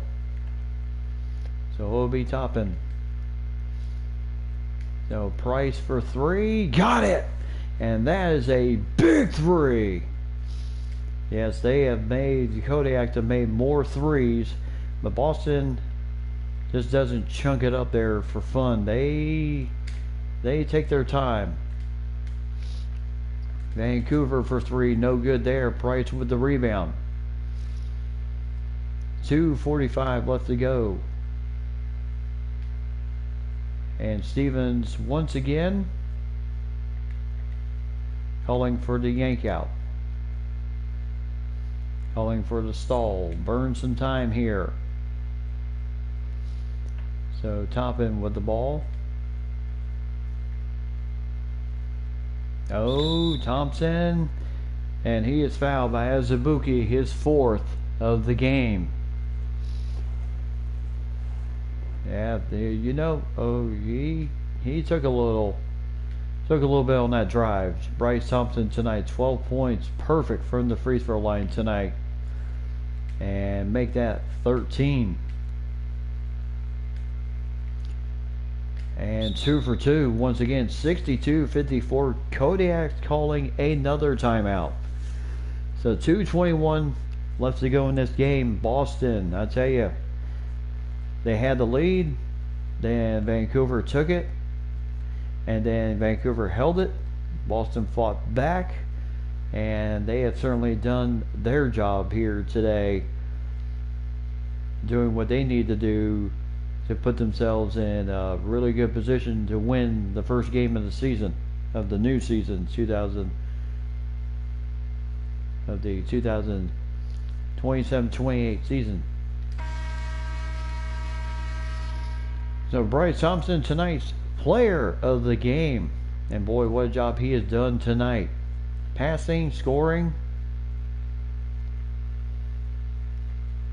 Yeah, that nice pass ahead, that Obi Toppin pull-up jumper all the way down there. Now he has been active tonight. Carlisle getting a well-deserved break on the bench, as he has been the main point of offense for the team tonight, as the ball will go out of bounds, but Kodiaks will retain the ball. 62-54, and I tell you, throwing over this guy is going to be a challenge. And Carlisle, the lefty, nails the three. 62-57.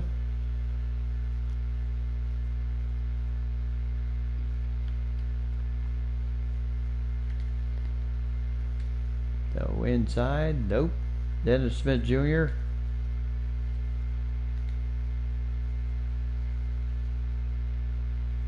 So Rowe once again, and Azubuike picked up his fifth foul. He is done for the game.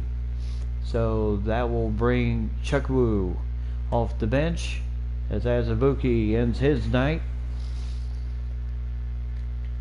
Yep, I did set the fouls to 5.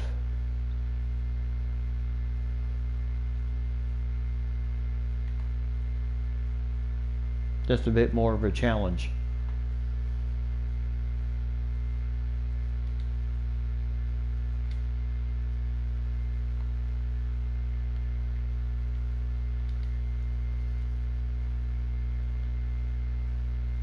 So Thompson again for 2. I tell you, smooth as silk is Thompson tonight. In the fourth period, 13 points. Vancouver 2 for 8 shooting here in the fourth. Boston have made their points count tonight. Smith Jr. with a nice rebound and defense. And now we're down to the hay. Down under a minute left in the game.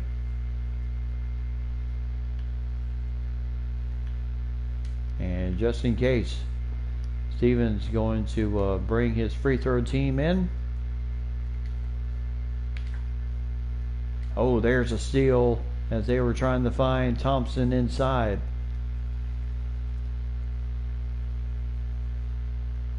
So Vancouver Needs to. They thought better of that one. Rowe right there. There's a foul on Kalunda, his fourth. With 17 seconds left to go in the game, and the free throw team is in, but I don't believe that's going to be necessary. As Deja Nix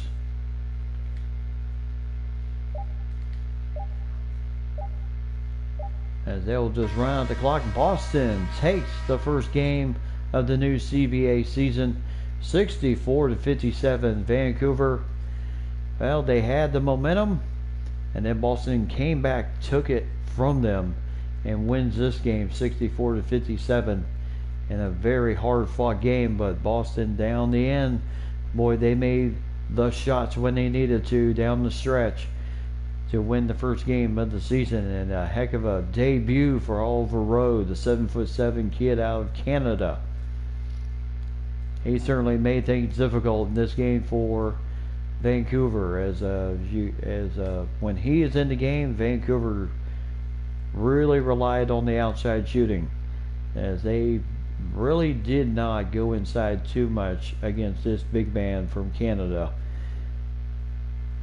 So Carlisle with 29 points tonight, 5 assists, 4 rebounds for Vancouver. Last two seasons he's averaged 15 points a game. So Jared Butler with 8, Branham with 5, Kalunda with 5, Cobbs with 4, Azubuike with 4 points, 13 rebounds before he fouled out of the game. And then Vincent Chukwu had 2 points, 3 rebounds, 2 assists, and had just an absolute tough time against Oliver Rowe in this game. And then Sibley, Thor, Hurt, Wade, Morton all got in that last 1 minute of the game. Bryce Thompson, good game for him, 16 points, 1 rebound, 1 assist, 2 steals tonight for Bryce Thompson. 5 for 7 shooting, 6 for 6 from the free throw line. He was absolutely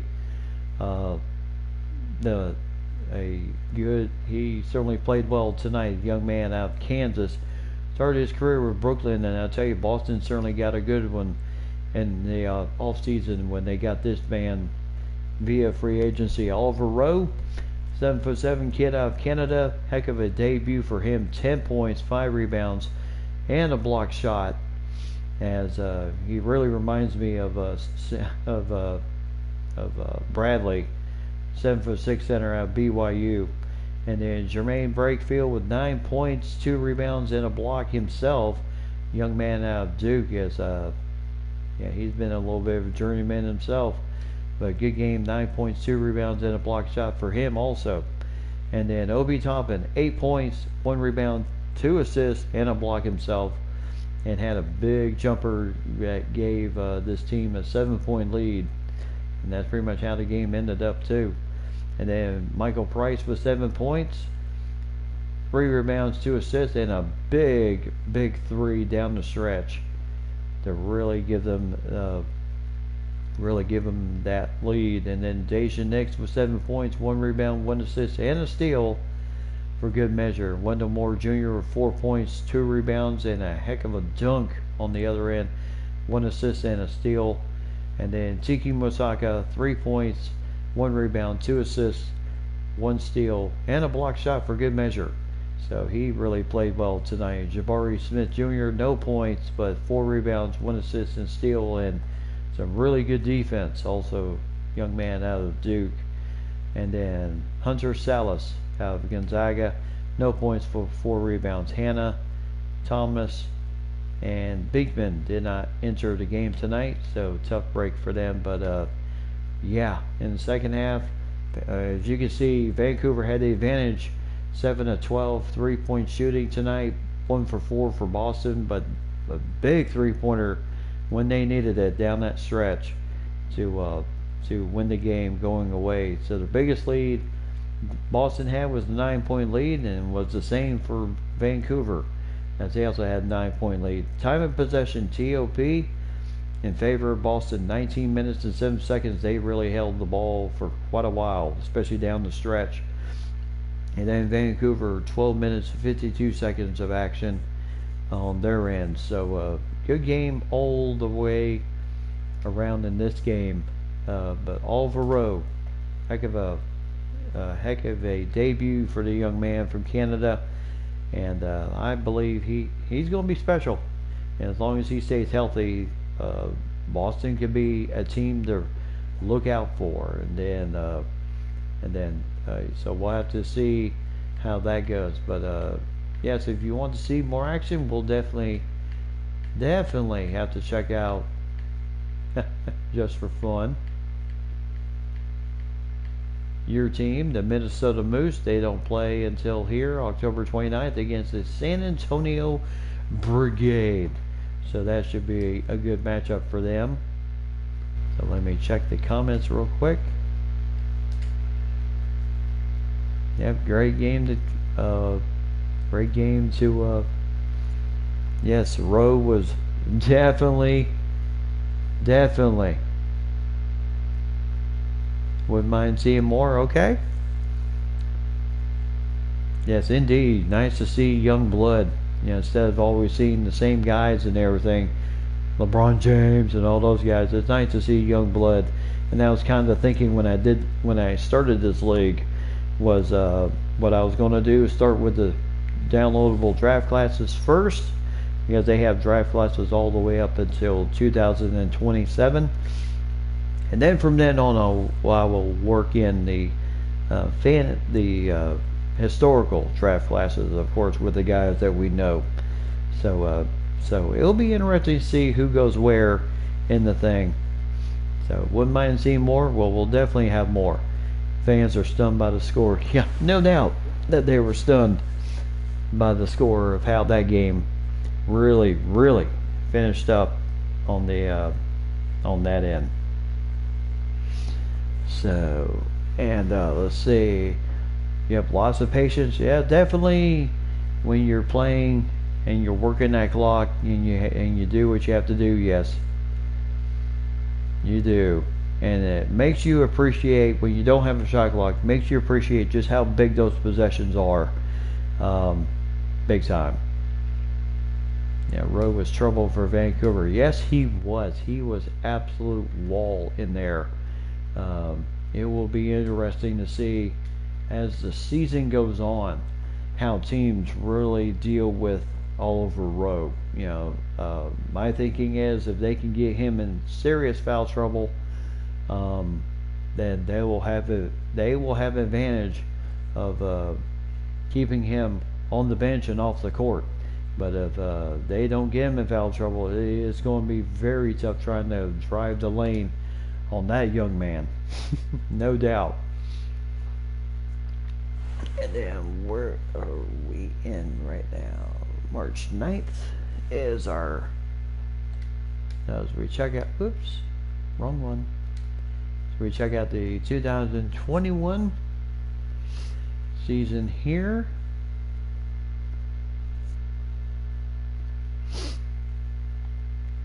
Okay, so we are in,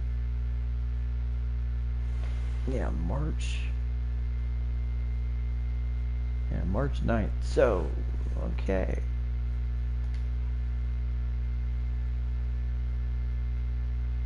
Alright, so we'll sim through that and then we'll check the standings of the 2021 season, how things have been going so far in this season so far, before we take a look at who will be playing. So standings right now in the playoff picture, right now you have the Brooklyn Nets at 27-19 with 12 games left to go in the season. Of course, the team with Dinwiddie, James Harden, Joe Harris, Kevin Durant, and DeAndre Jordan. And then Miami Heat at 26-18. Orlando Magic, boy, this is a shocker for. I've been really impressed with how they have played this year. Young man, the team with Fultz, Fournier, Isaac, Gordon, and Vucevic. 26-18, currently third seed in the East Division. Milwaukee Bucks at 23-17. Indiana Pacers at 25-20. The 76ers at 24-20. The Hawks at 23-19, and then the Raptors at 24-21 with 13 games left to go. Right now, they currently hold the 8th spot. If the season were to end now, they would make the playoffs. The Pistons at 19-21, Cavaliers at 20-23, the Celtics at 20-27. Things not going as well for them this year. Wizards at 18-27, the Knicks 17-26, so a bit better year for them, but still a losing record once again. Charlotte Hornets at 13-32, and the Chicago Bulls at 8 wins and 35 losses. Things have just really not gone well for the Chicago Bulls this season, as they are dead last in the league. And then the Western Conference, the Lakers have already clinched the number 1 seed in the West Division at 34-9 record with 15 games left to go in the season. The Clippers at 27-15, the Warriors at 27-16, the Nuggets at 30-20, the Grizzlies at 26-17, the Utah Jazz at 26-18, the Pelicans at 22-20. Team of Bledsoe, Redick, Ingram, Zion Williamson, and Steven Adams. They have certainly done well. And the Phoenix Suns might make the playoffs 23-23 with 12 games left to go in the season, with Chris Paul, Devin Booker, Michael Bridges, Jay Crowder, and of course DeAndre Ayton in the middle. The San Antonio at 22-22, and the Timberwolves at 20-21. So they're only a game out of first place, not first place, but a game out of 500. D'Angelo Russell, Beasley, Anthony Edwards, Rondé Hollis Jefferson, and the big cat, Karl Anthony Towns. In Houston at 24-26, Portland at 20-26, Sacramento. Dallas has had their issues this year, 16-26, with Doncic, Richardson, Hardaway Jr., Cauley-Stein, and Kristaps Porzingis. And then Seattle at 10-31. So things have certainly not gone as well for Seattle this year. So as we take a look, let's see we're kind of flying ahead here.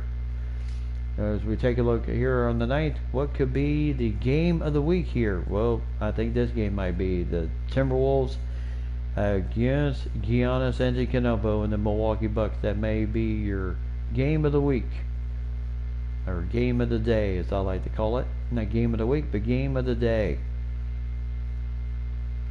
So I think that might be Vancouver and Toronto, Battle of Canada there, and then Orlando and the Knicks. So I think that might be your best bet, as the Timberwolves against the Milwaukee Bucks. As our game of the day. So the Timberwolves looking to at least get to 500 on the season.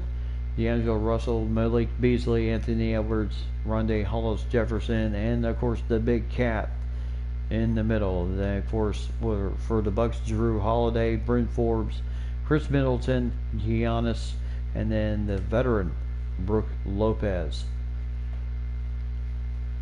And then this will be our finisher for tonight. So the Timberwolves looking to get to 500 on the season. As you can see, the bench: Rubio, Hernan Gomez, Okogie, Culver, Nazron Reed. And then of course you have for the bench for Milwaukee, DiVincenzo, Portis, Augustine, Craig, Connaughton. So this should be a good matchup for both teams here tonight. So Giannis, so welcome to Minneapolis, Minnesota, the Target Center, where the Timberwolves will take on the Milwaukee Bucks in tonight's game of the day. As the Milwaukee Bucks visiting for this one game here. Let me just check something real quick.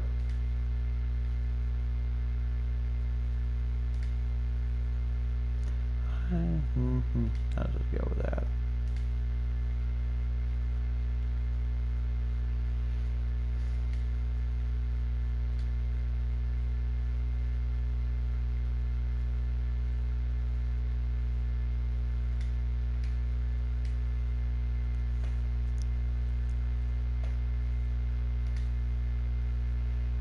So Milwaukee looking to, there's the starting lineups. Now the battle, this should be a good battle here tonight. Now you see the matchup between Russell and Holiday. Russell with more points, but Holiday with more assists. And then Mike Budenholzer, 296, 236 career record as the head coach of both the Hawks and the Bucks.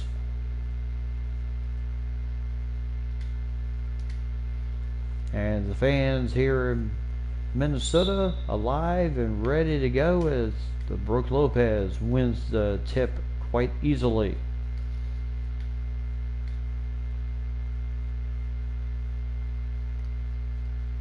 So let's see. So Holiday over to Giannis as he'll nail the first bucket of the game. So D'Angelo Russell with the ball. And then the Big Cat. Big matchup against, of course, Brook with the block, but Anthony Edwards right there. And he is fouled by Chris Middleton, his first. You know, Anthony Edwards, even though the block was made, was right there to keep the possession alive, and then picked up the first foul on Chris Middleton. So Anthony Edwards averaging almost 14 points a game this season. Young man out of Georgia.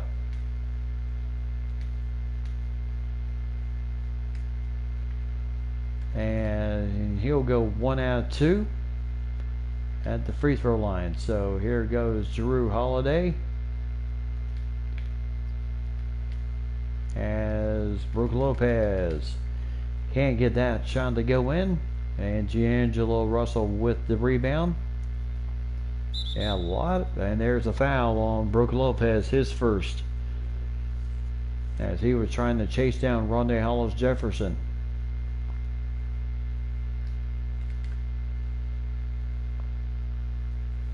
So Russell, yep, times he can try and take a game over, but other than that, you know, you don't need to. So Jefferson can't get that one to go in. Milwaukee still with a 1-point lead. And Edwards was going after trying to get the steal.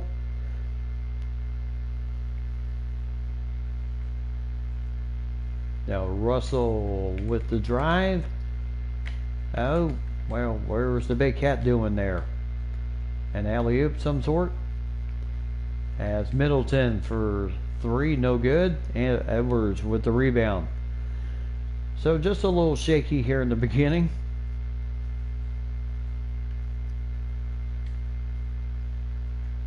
As the ball was tipped, Rondae Hollis-Jefferson keeps it alive. And the Big Cat with the nice little hook, and gives the team there. That is what he has done at home and on the road. Pretty much dead even on the points. 21 points a game at home and on the road. And there's 2 points for Jrue Holiday.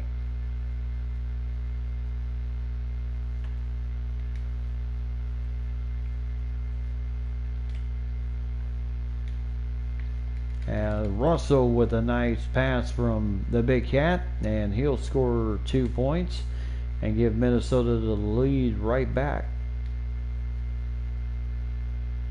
So Russell, and good challenge there as he really gave Jrue Holiday no option. And then Beasley.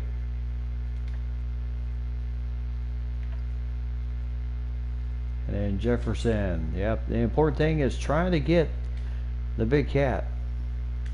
And then 3-pointer for the Big Cat. And 8-4 Minnesota lead. Now with the wins, he is tearing it up, 23 points a game. And then with the losses, he's averaging 23 points less.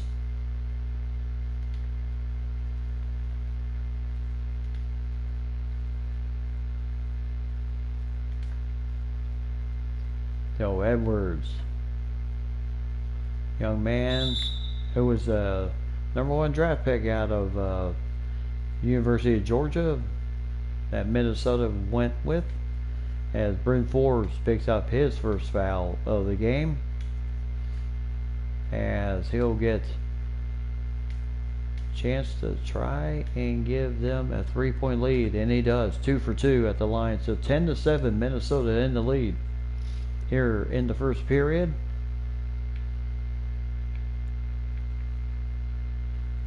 So Holiday hiding behind Giannis on that 3-point attempt. No good there. So Beasley back over to Russell, over to Rondé Hollis-Jefferson, over to Edwards. And Edwards and Giannis was there for the block. But the ball goes out of bounds and the Timberwolves will retain.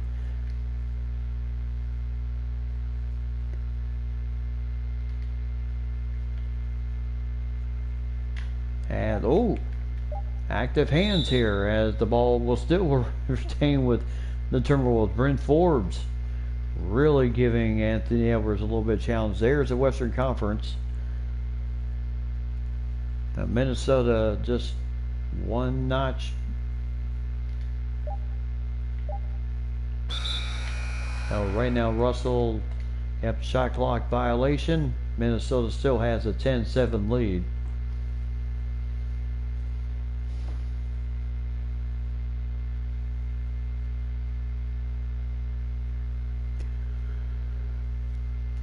So it'll be interesting to see how Hollis-Jefferson does. Nice block for D'Angelo Russell. Inside to the Big Cat for 2 points. Good pass, nice. And the Bucks, Karl-Anthony Towns with 7 points already in this game. And then 2 points for Giannis. He is averaging 25 points a game this season, as he is literally trying to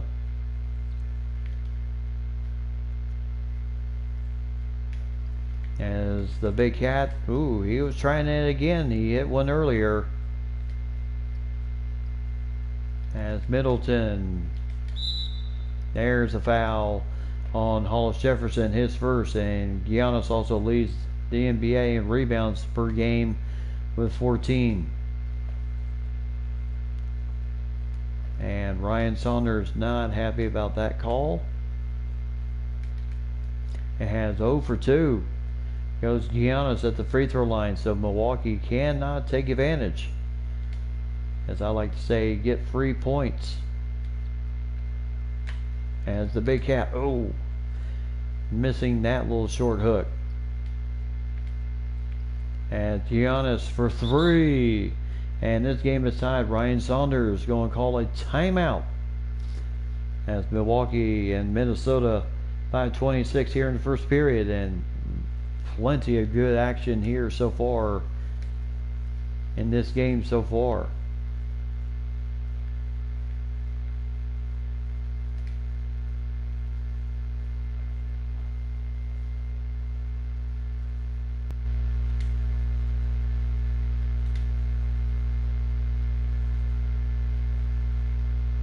Oh yes. Yeah, I would say for Yao Ming, he was a heck of a player at 7'6", and the only thing that slowed him down was the foot injury that really nagged him, that forced him to retire.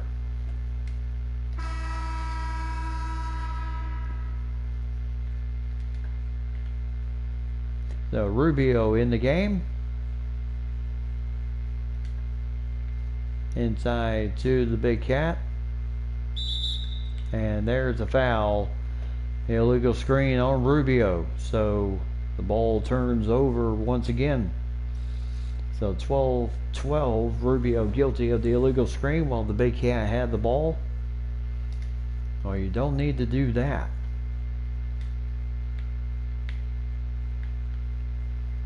As Brooke Trying to shoot against the big cat. No good there. And Rubio being oh so careful, bringing the ball up.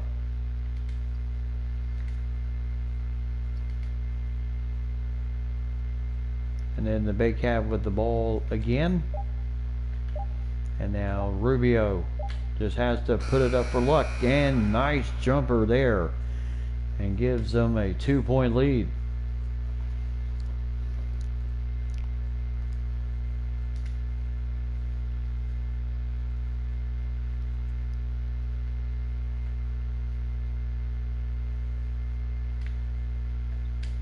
And there's 2 points for Drew Holiday, and back and forth we go in this game. 4 points, 1 assist, 1 steal.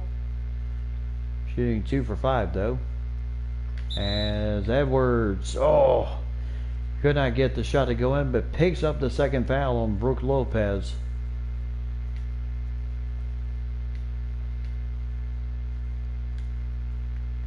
Yeah, Brook Lopez, who's had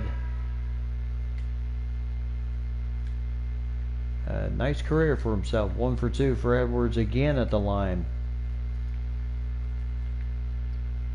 And Giannis, and he'll score that 2 points over the Big Cat, 16-15. Milwaukee in the lead. And I guess for you guys it would be almost like Minnesota versus Green Bay, with Milwaukee against Minnesota in basketball. And the Big Cat, little hook. Boy, he has really improved his offense. 17-16. Coming up with something new every year. Oh, the Big Cat with the block. And here goes. Nice 2 points for Malik Beasley. 19-16. Timberwolves in the lead here. Augustine also in the game. As Bobby Portis playing in place of you-know-who. Oh, boy. Giannis right back at you. 19-18.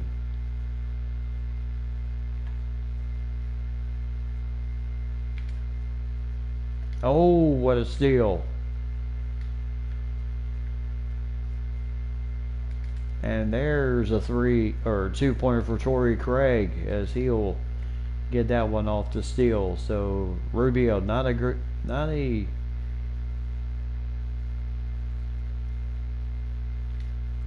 Hollis Jefferson, nice dunk on the other end. Right back at you there, Torrey Craig.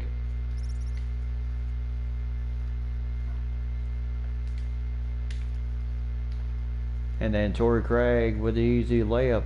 And back and forth we go in this game.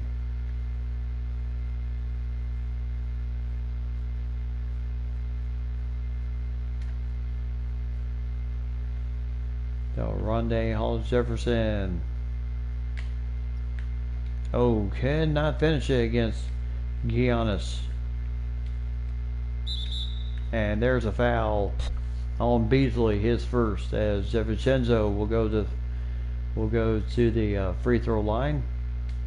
Milwaukee 0 for 2 start out this game at the line and make that 0 for 3. So Hernangomez with like Culver and company coming in the game. Towns, Edwards and company going out. And Milwaukee nails their first free throw. So here's the important factor. How good can the bench be for Minnesota in this game? So Nazaron Reed. There's a foul. Cheap foul on DiVincenzo, his first. And Minnesota in the bonus. So somehow must have been a pretty severe foul, because that was a technical. And then Rubio. And then Culver for 3. Just had to get something up there as the shot clock was winding down. And then Shinzo for three, no good. Over with the rebound. So Nazarone Reed coming out. Oh. As DiVincenzo with, in the face of Nazarone Reed, DiVincenzo nails that jumper. 25-22.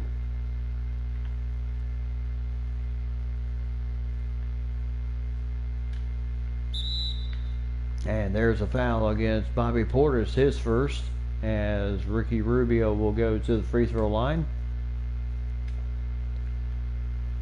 As he'll get the first one. And 2 for 2. So 25-24, Milwaukee in the lead by 1. As Giannis still in the game. As heck of a challenge there. But Augustine finishes it with 2 points. So 38 seconds left to go here in the first period. So Hernagones not gonna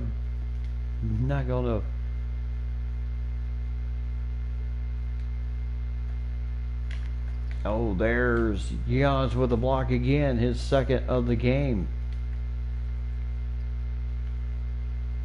And then Nazarone Reed.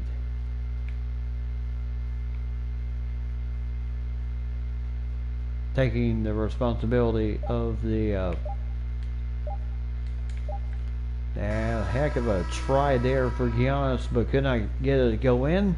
So good defense for Minnesota, down by 3 to the Milwaukee Bucks early. End of 1. Now Milwaukee in the lead, 27-24.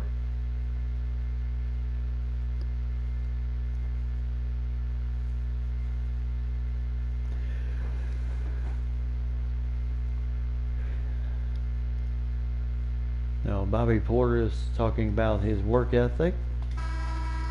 But we'll get back to the action here as the second period underway.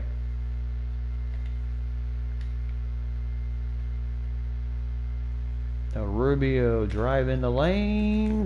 Cannot finish it. Got to be able to finish those shots, especially with how Milwaukee runs the floor.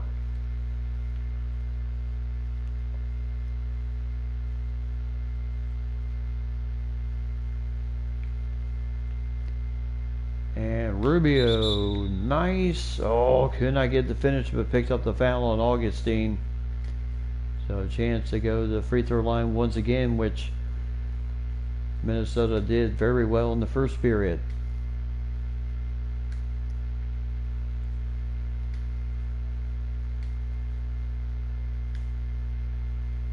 And 2 for 2, 29-26.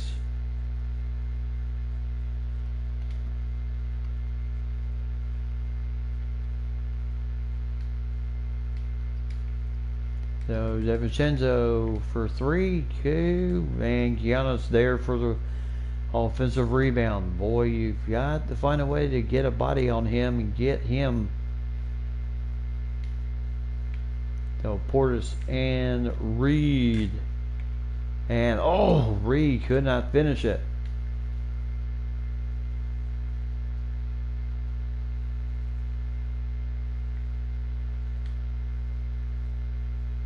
And that is a mismatch. Rubio and Antetokounmpo.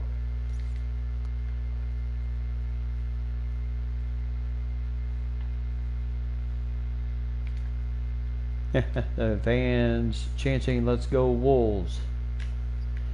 So Rubio could not get that one to go in. A little bit of a cold streak right now for Minnesota. As Hernagones. So Culver with the drive and the pull-up jumper gets that one. 33-28. Milwaukee so far 8 lead changes, 2 ties in this game.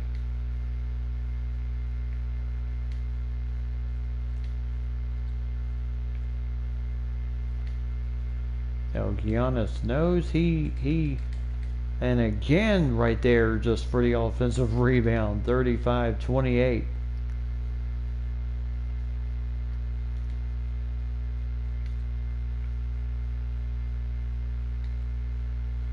No, Hernandez can't finish it.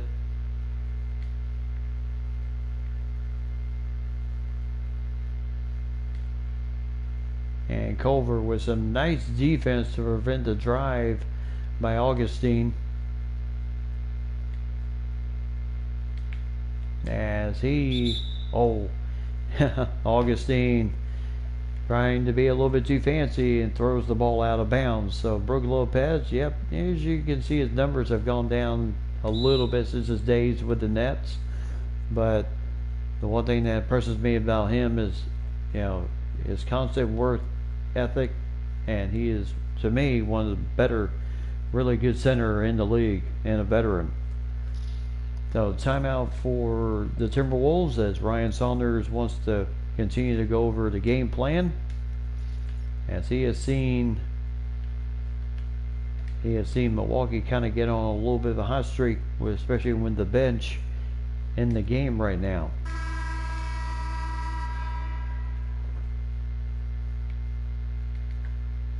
So Culver bringing the ball up over to D'Angelo Russell. So good job by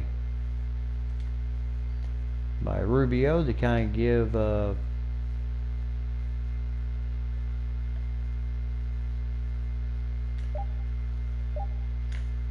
and Hernandez tried to do a little step back. Josh Okogie with the steal.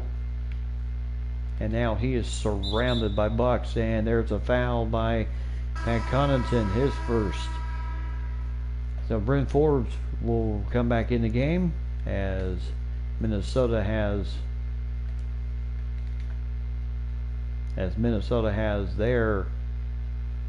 Milwaukee has their starting five in the game. Russell.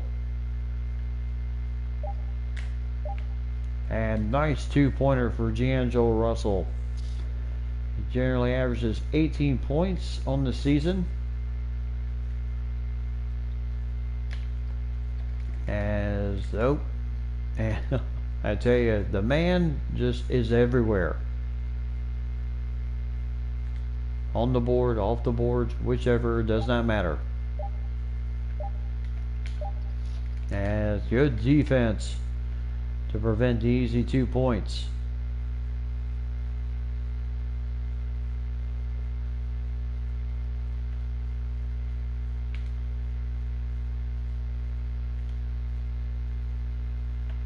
Right now Culver dealing with Giannis. A little fade back. Ooh, silky smooth shot there. 35-32.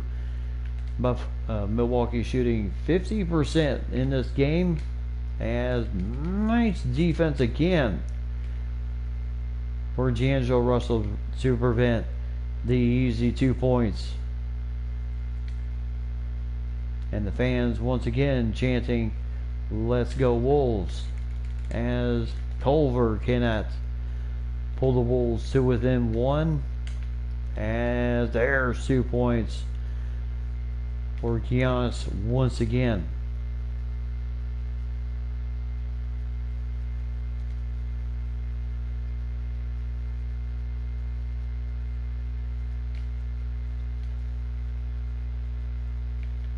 So right now trying to, what a steal. And Bryn Forbes. Nazron Reed was coming over to maybe get the block. It did not work. 39-32 Milwaukee, as you can see the rest of the starting five starting to come back in the game, as Russell cannot finish against Brook Lopez. And Ryan Saunders probably sensing that his guys need to get in there. And there's a foul on Nazron Reed, his first, as Brook Lopez will go to the free throw line. And here is the rest of the starting five for Minnesota. So 41-32.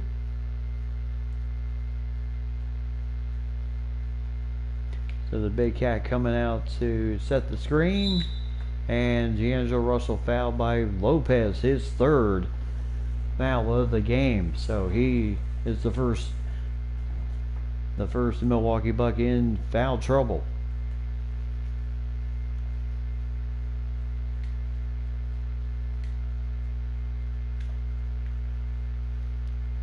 So nice shot there. Yep, Ryan Saunders, the son of Flip Saunders, at the time when he was hired as the head coach, was the youngest head coach in the NBA at 34 years old. And there's a nice block by Edwards. On ahead to the Big Cat, and he picks up the first foul on Antetokounmpo, his first foul of the game. And he does not agree with the call. And you're putting a guy that's very solid at the free throw line, the Big Cat.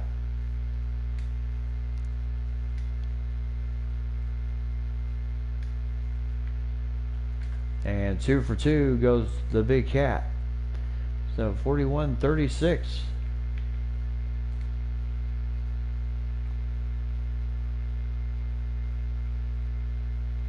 So Lopez having some issues with the Big Cat there.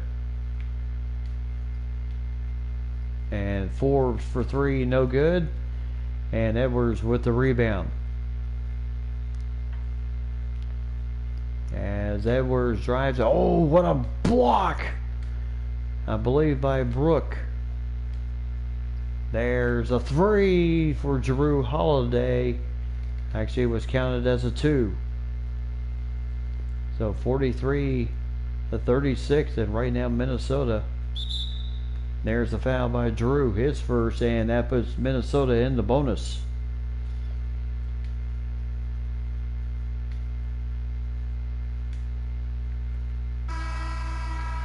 So the first shot goes in. Oh, could not get the second one. 1 for 2. As Jrue Holiday trying to hide behind Brook Lopez for 3, and he does. 46-37.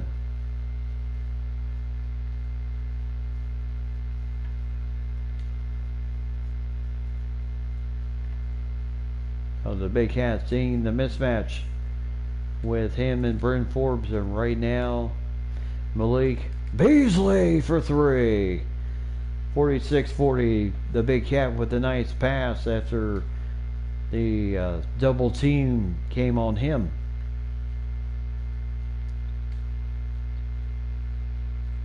So Giannis, Rondé Hollis-Jefferson. Yeah, I feel he is going to have his issues. That's what Giannis did in the last game against the Sonics. 32 points in the game.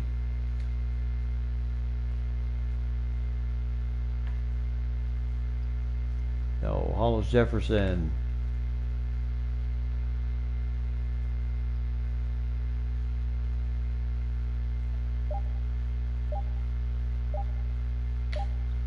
And the Big Cat.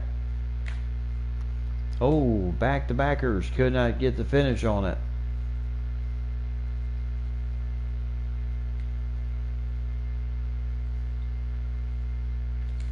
And Jrue Holiday for 3, no good. And Beasley with the rebound. With, of course, Giannis lurking around. And there's a foul on Brook Lopez. That's number 4. So Mike Budenholzer might want to get his big man out of the game right now. And he does. So 48-42 with the Big Cat for 2 points. Rubio also in the game to give Russell a breather. As right now Milwaukee stretching the floor out. As there's Giannis for three. Boy, he knows how to stretch the floor. He has really developed that three-point shot since his early days.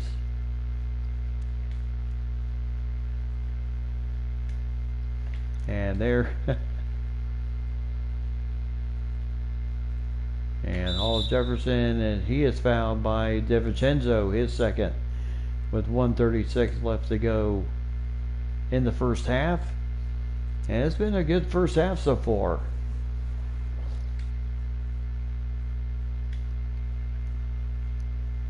Milwaukee and Minnesota were neck and neck, pretty tight in this game, as Hollis Jefferson goes 2 for 2 from the line.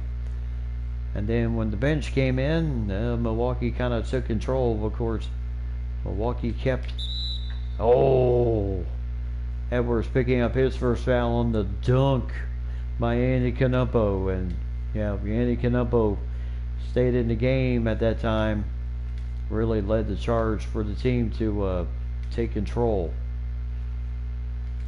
As Edwards again with the rebound.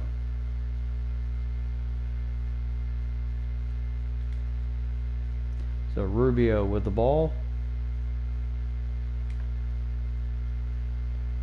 Over to Edwards.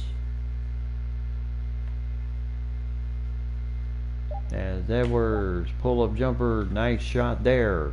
53-46. 13 of 33 shooting. 39%. And Milwaukee just... There's a nice steal. As Andy Canuppo could not. There's a nice assist from Rubio to Edwards. And the Timberwolves climbing back into this thing.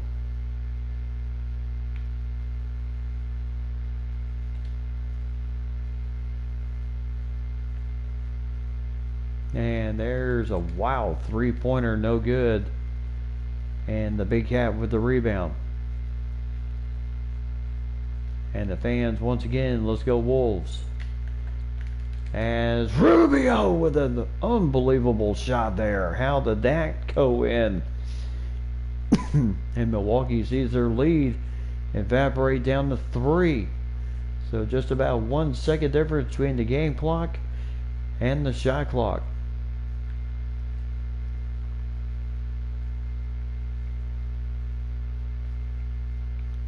Oh, Giannis. Oh, quick little tip in there by Bobby Portis. As Rubio, heck of a try there, but 55-50, Milwaukee in the lead. Good first half for Giannis and the Milwaukee Bucks, but Minnesota not far behind either, as this game has been back and forth against each other.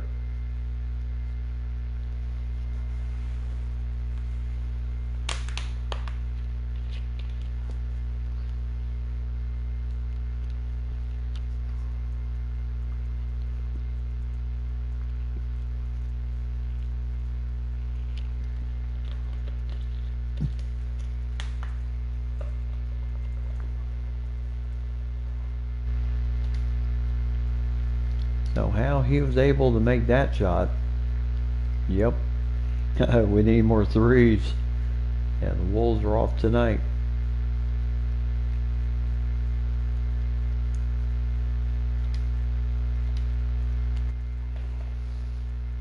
Now, needless to say, that's a very good first half. And we'll check the stats.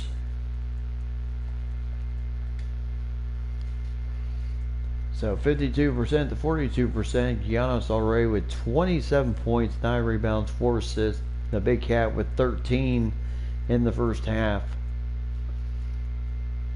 And Giannis has had a block party per se in this game too.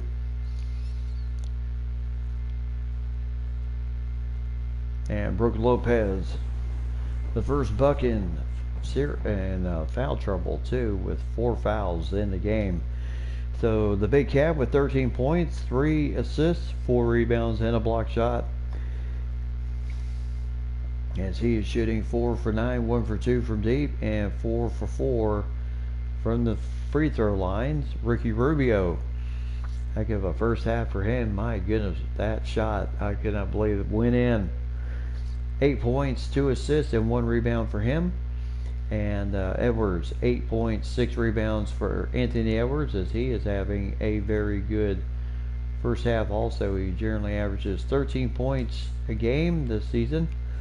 D'Angelo Russell with 7 points, 4 rebounds in the game, 3 for 4 from the free throw line. Malik Threesley, as I like to call him, 5 points, 2 rebounds, a block shot, and 1 assist, of course, and he has also hit a 3-pointer himself.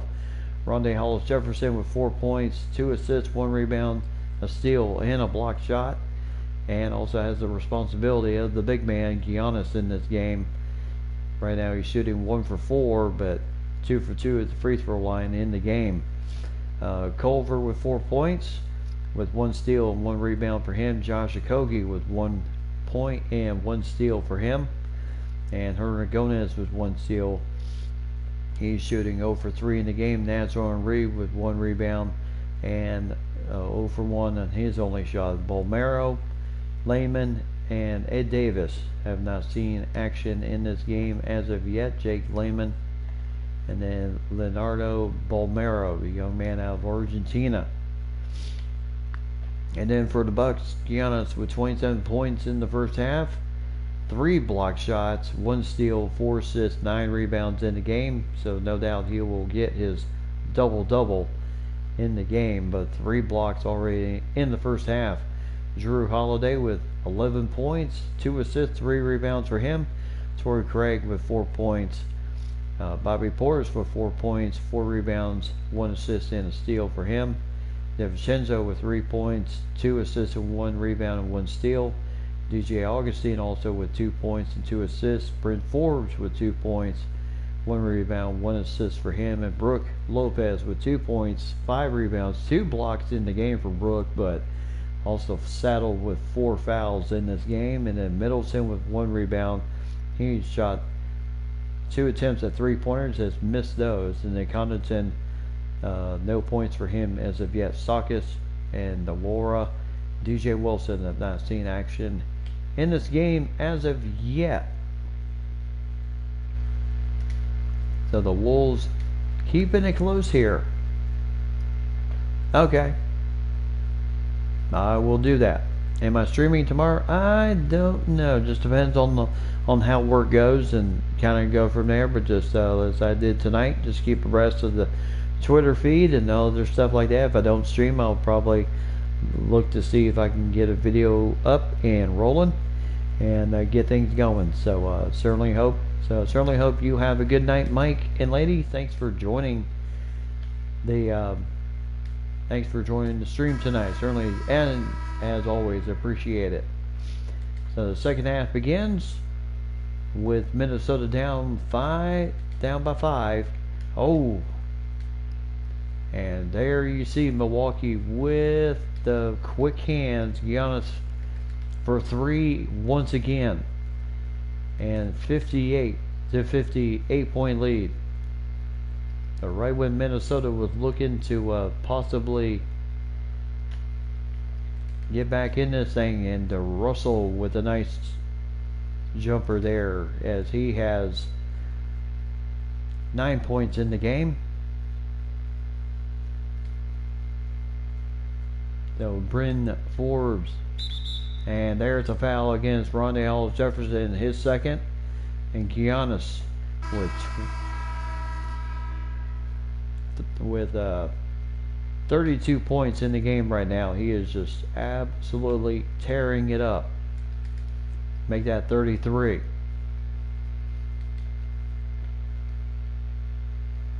So 61-52.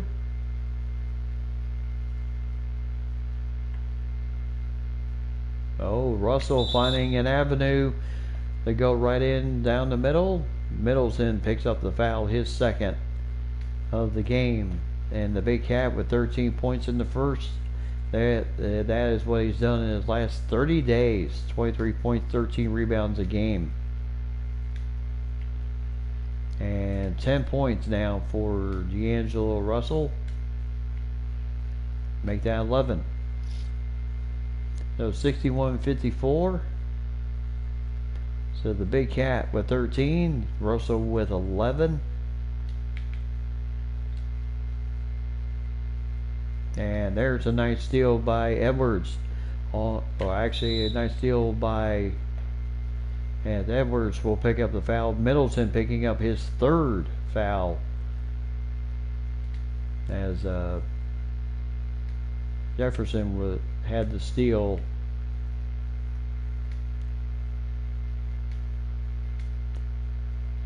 Oh, Edwards, a young rookie from Georgia. 61-56. And then last year's rookie Jarrett Culver coming off the bench. And right now Brook Lopez could not get that one to go the first time. Finished up the second time as the Big Cat was around the area.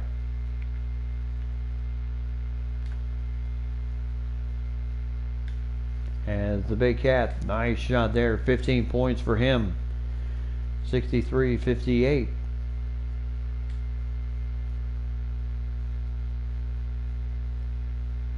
Now Drew Holiday trying to find the avenue. Oh, nice block by Hollis Jefferson. On ahead. Oh, my goodness. And Giannis is just everywhere. No, 65-58.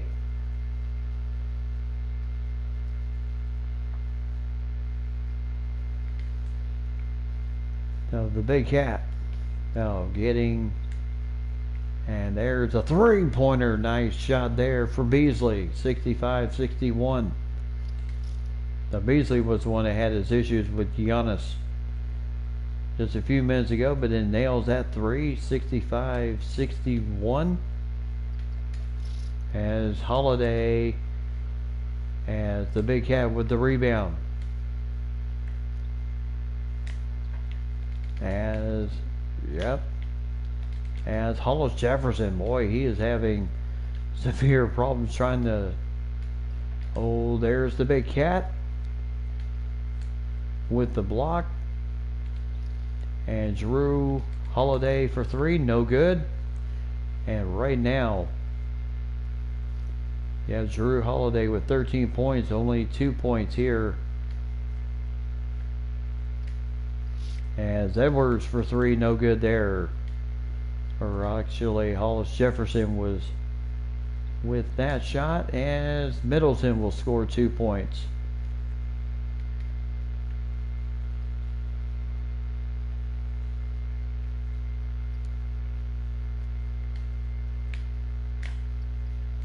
As Hollis Jefferson again just having all the problems here against Giannis. 4 points in the first half. Ryan Saunders going to call a timeout. So 69-61 in favor of Milwaukee as they went on a 4-0 run after Minnesota trimmed it to 65-61.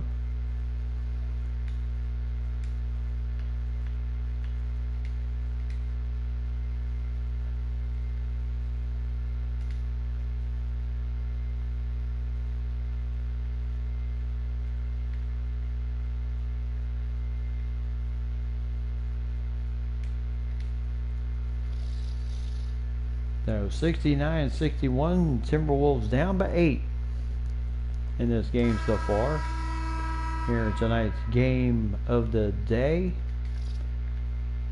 Minnesota, a game under 500. So if they win this game, they will be over. They will be right at 500 for the season.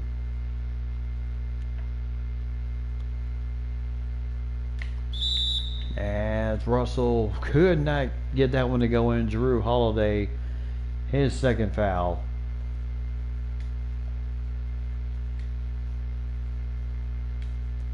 Russell with 12 points in the game, 5 rebounds. And 2 for 2 goes D'Angelo Russell, 69-63. Milwaukee's still with the lead. And needless to say, Budenholzer has been riding the horse, so to say. As there's Nazaron Reed with his second foul, as Giannis will go to the free throw line. Yeah, Giannis has just been everywhere. As he'll get the first free throw. And Nazaron Reed with the rebound. So Jarrett Culver, last year's rookie,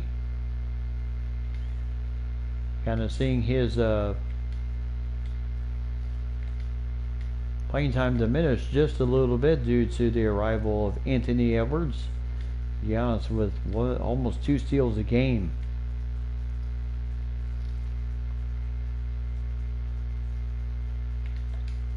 As Jrue Holiday once again for 3, no good. Russell with the rebound. So Milwaukee. So Russell inside to Nazaron Reed. As there he scores 2 points. So 70-65. So Nazaron Reed gets his first 2 points of the game tonight.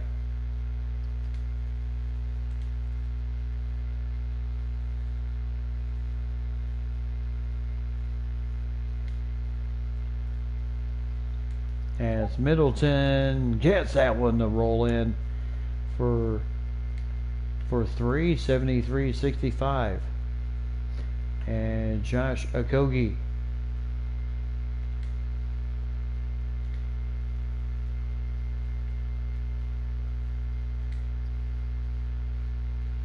No, Reed.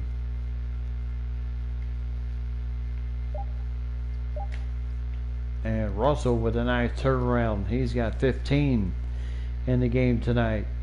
And Minnesota generally 9th in the NBA in assists. They have 11.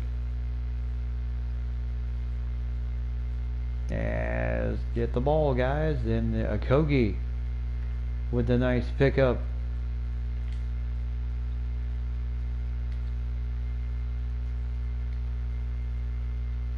So Nazaron Reed once again.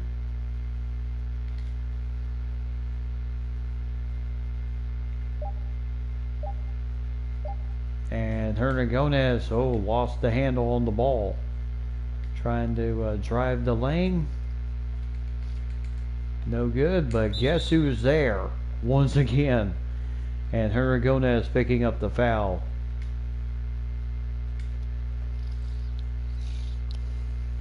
And Giannis with 34 points in this game right now. So the Big Cat back in the game. As Culver bringing the ball up quite slowly. So Giannis 0 for 2 at that trip.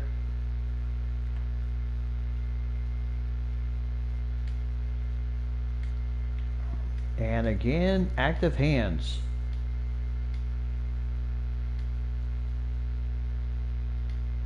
Now Rubio. And 3-pointer again, Milwaukee. I tell you, they're just dialing it from deep in this game.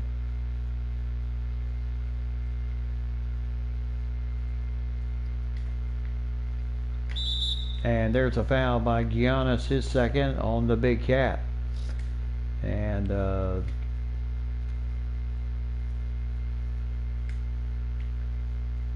he's got 16 points tonight, the Big Cat. 5 for 5 from the free throw line. Make that 6 for 6.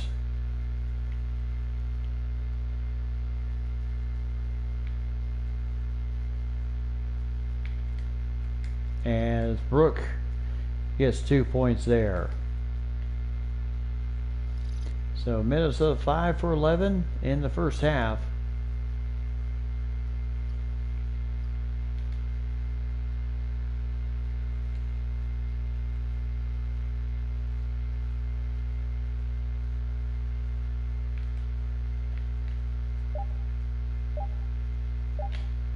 Now Edwards with a nice turnaround there on Torrey Craig. 78-71.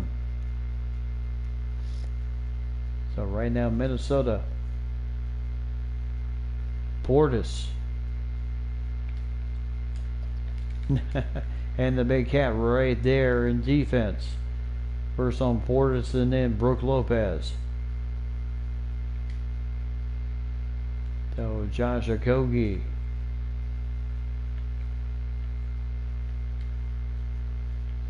So Josh Okogie with the ball. Posting up. Could not get the finish. He was hoping for the foul. As no good there. Aragonés with a nice takeaway. And again, Minnesota just cannot seem to finish at the rim, and they have to. As Aragonés gets called for the blocking foul.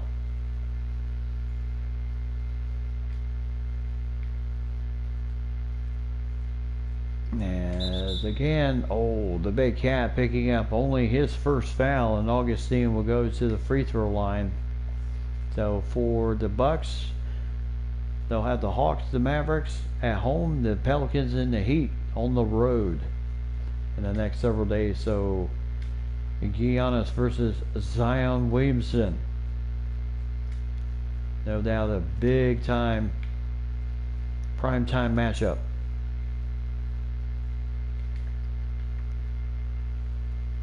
So 79-71.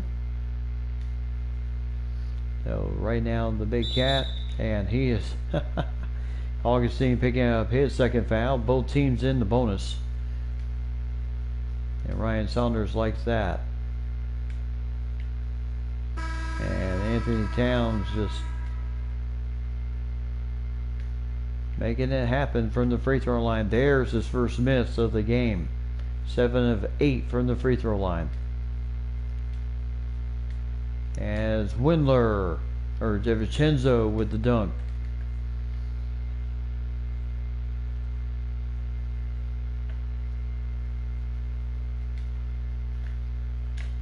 As Brooke Lopez with the block against the big cat. And Aragonés with the block.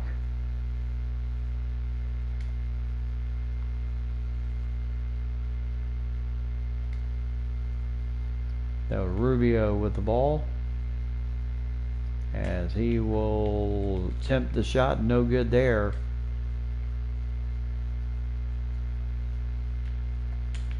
As Bobby Portis for 2.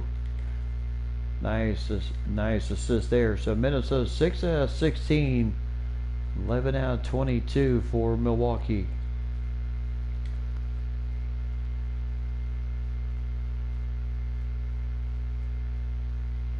And right now the big cat just absolutely surrounded.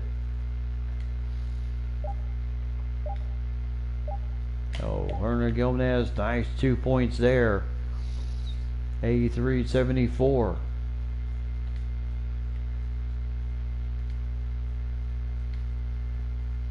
And then Brooke with the turnaround jumper on the big cat. Yeah, he still has that maneuver.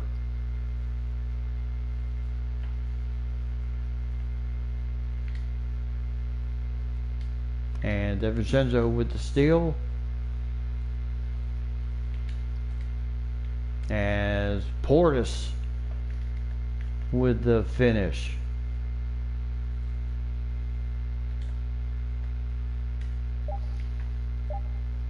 So that will end the third period as Aragonés missed the 3. Milwaukee had 87-74 as we go to the fourth and final period of the game, and Minnesota still has some work to do here.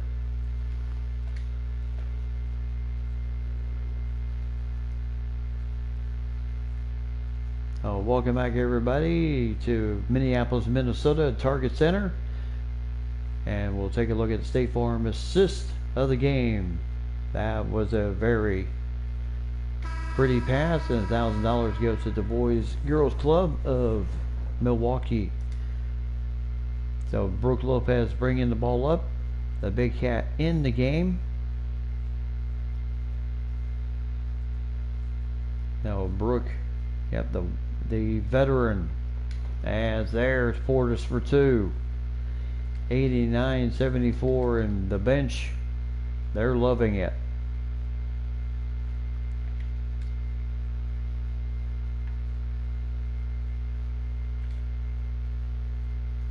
So Rondé Hollis Jefferson may as well try to make as much as he can without Giannis in there, and he certainly cannot do that right now.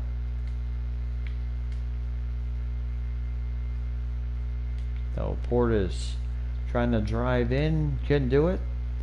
Oh, Brooke for three, right in the face of the big man.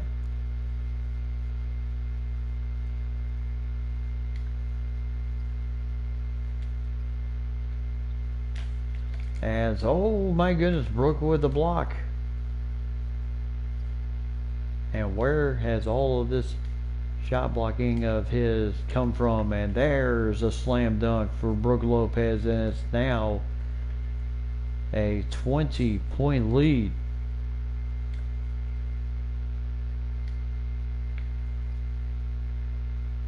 Now Rubio, and he's fouled by Brooke, his fifth of the game. Of course, Giannis on the bench.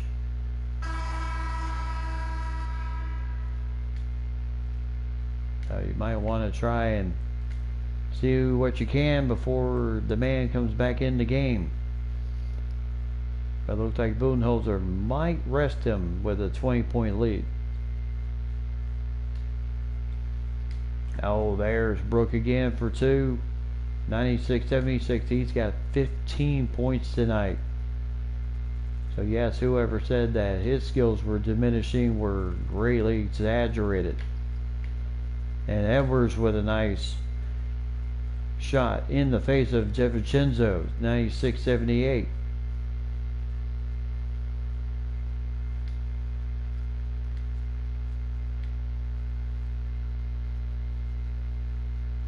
Now Milwaukee will be home against Atlanta in their next game.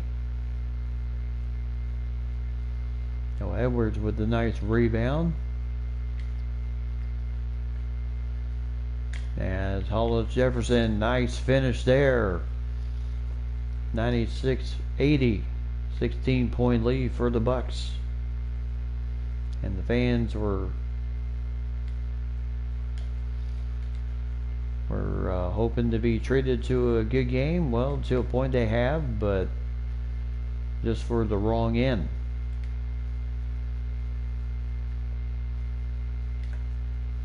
And Edwards, nice assist from Beasley. So 98-82.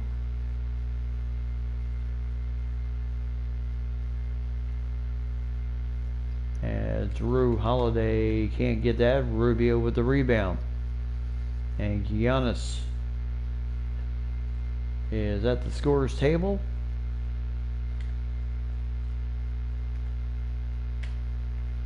As the Big Cat could not get the finish.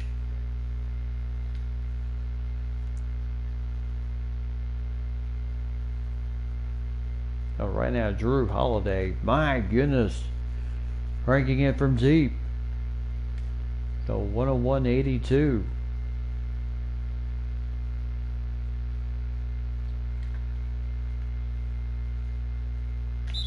And there's a foul against DiVincenzo, his third. As Anthony Edwards will go to the free throw line.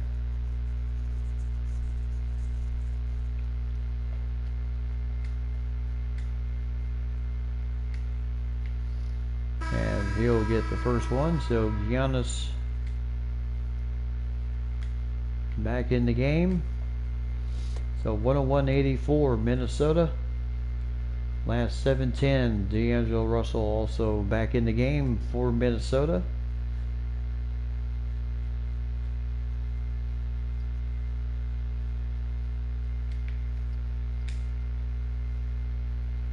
As there's a foul against the Big Cat as he prevented the dunk from going in.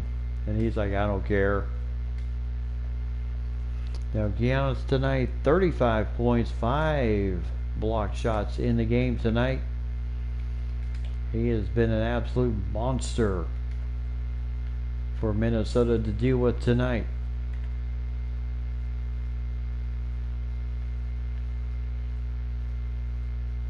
Now Russell gets his own rebound, still can't finish it. And that's been the problem tonight, Minnesota being able to finish their shots. Now inside, nice defense, Edwards on Brook Lopez.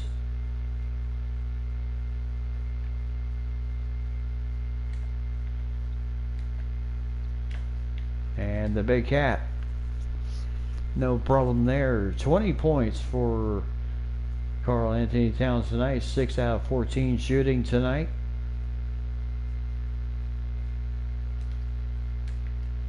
As Bryn Forbes for 3, or actually counted as 2. So 106 to 86.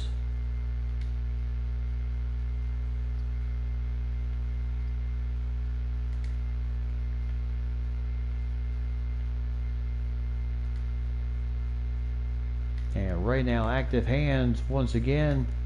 Beasley for 3, got it. No, nice three-pointer. Of course, the Bucks have hit 6 more than the Timberwolves tonight, but they have just, generally they're not a three-point shooting team. And Brent Forbes again for 3, no good. Edwards with the rebound. As Edwards, pull-up jumper, can't get that one to go in. And that has been the issue tonight. Nice defense there, kind of forcing Andy Canumpo to kind of change direction. One of the rare wins tonight. There's a foul on Lopez, and he's done for the game. So Brook fouls out with 15 points. And who will come in for him? Bobby Portis. So the Big Cat, who has only missed 1 free throw tonight, at the line with 21 points. And make that 22. So 106-91. The Big Cat certainly making his damage known tonight.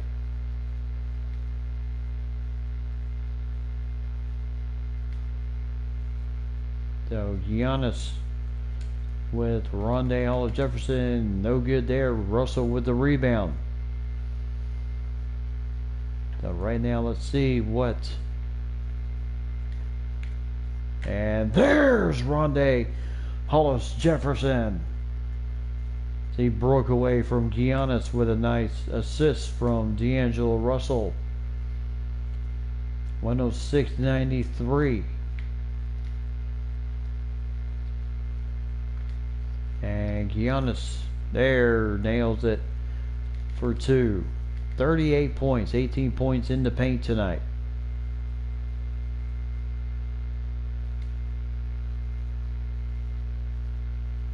And right now the Big Cat attracting all sorts of attention right now. Why not? He's used to that. There's a foul on Ben Forbes, his second. As Edwards will once again go to the line for 2. As he'll get that one. And 2 for 2 for Anthony Edwards tonight.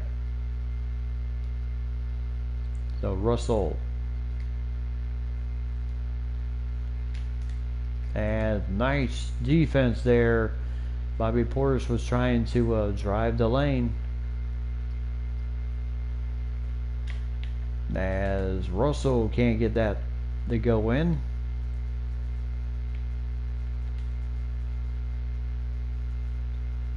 And right now, boy, lots of traffic as the Bucks retain the ball.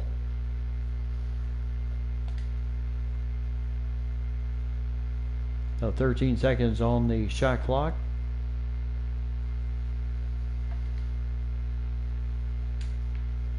As Jrue Holiday for two. So 110 to 95.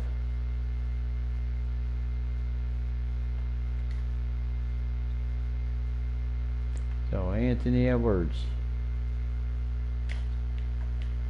as he can't finish against Middleton. And that has been the problem tonight for the Timberwolves, not being able to finish their shots tonight. And there is Jrue Holiday with 22 points tonight, 6 assists in the game.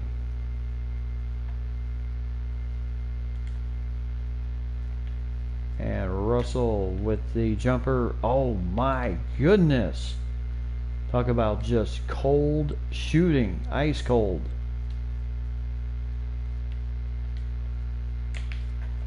Yeah, Russell was thinking might go for the block, but no, I thought better of it.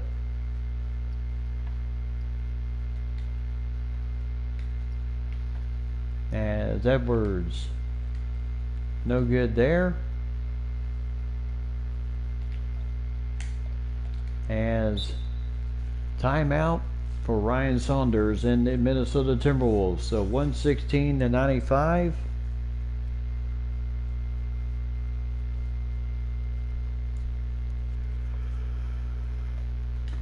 As nothing really much has gone well for them tonight. I mean, not to say they haven't tried in this game.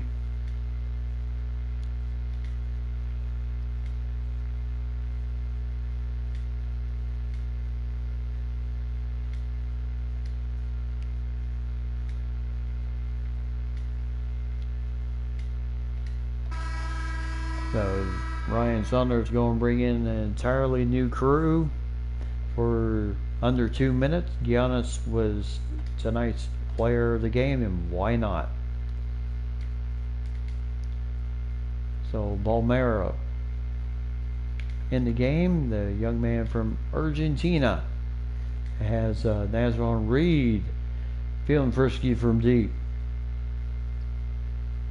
So Jrue Holiday, and Holiday with a dunk on Ed Davis, who's also in the game.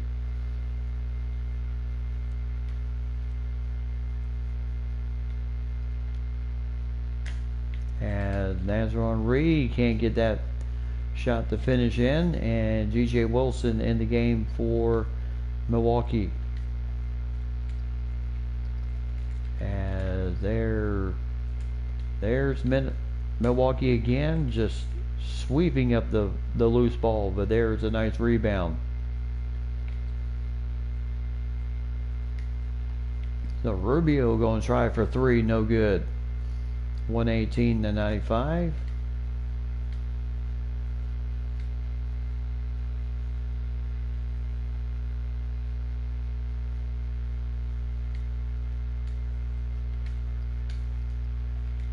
Now Minnesota losing both of the regular season matchups with Milwaukee, and probably a good thing, as they really just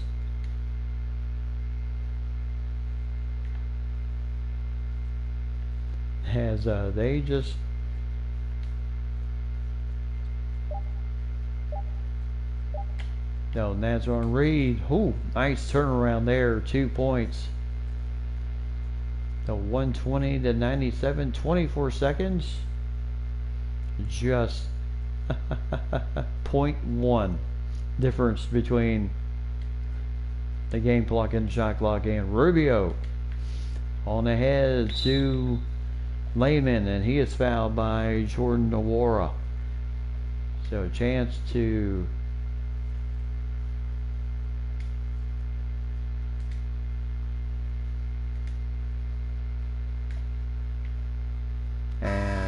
he cannot get the first one. Jake Layman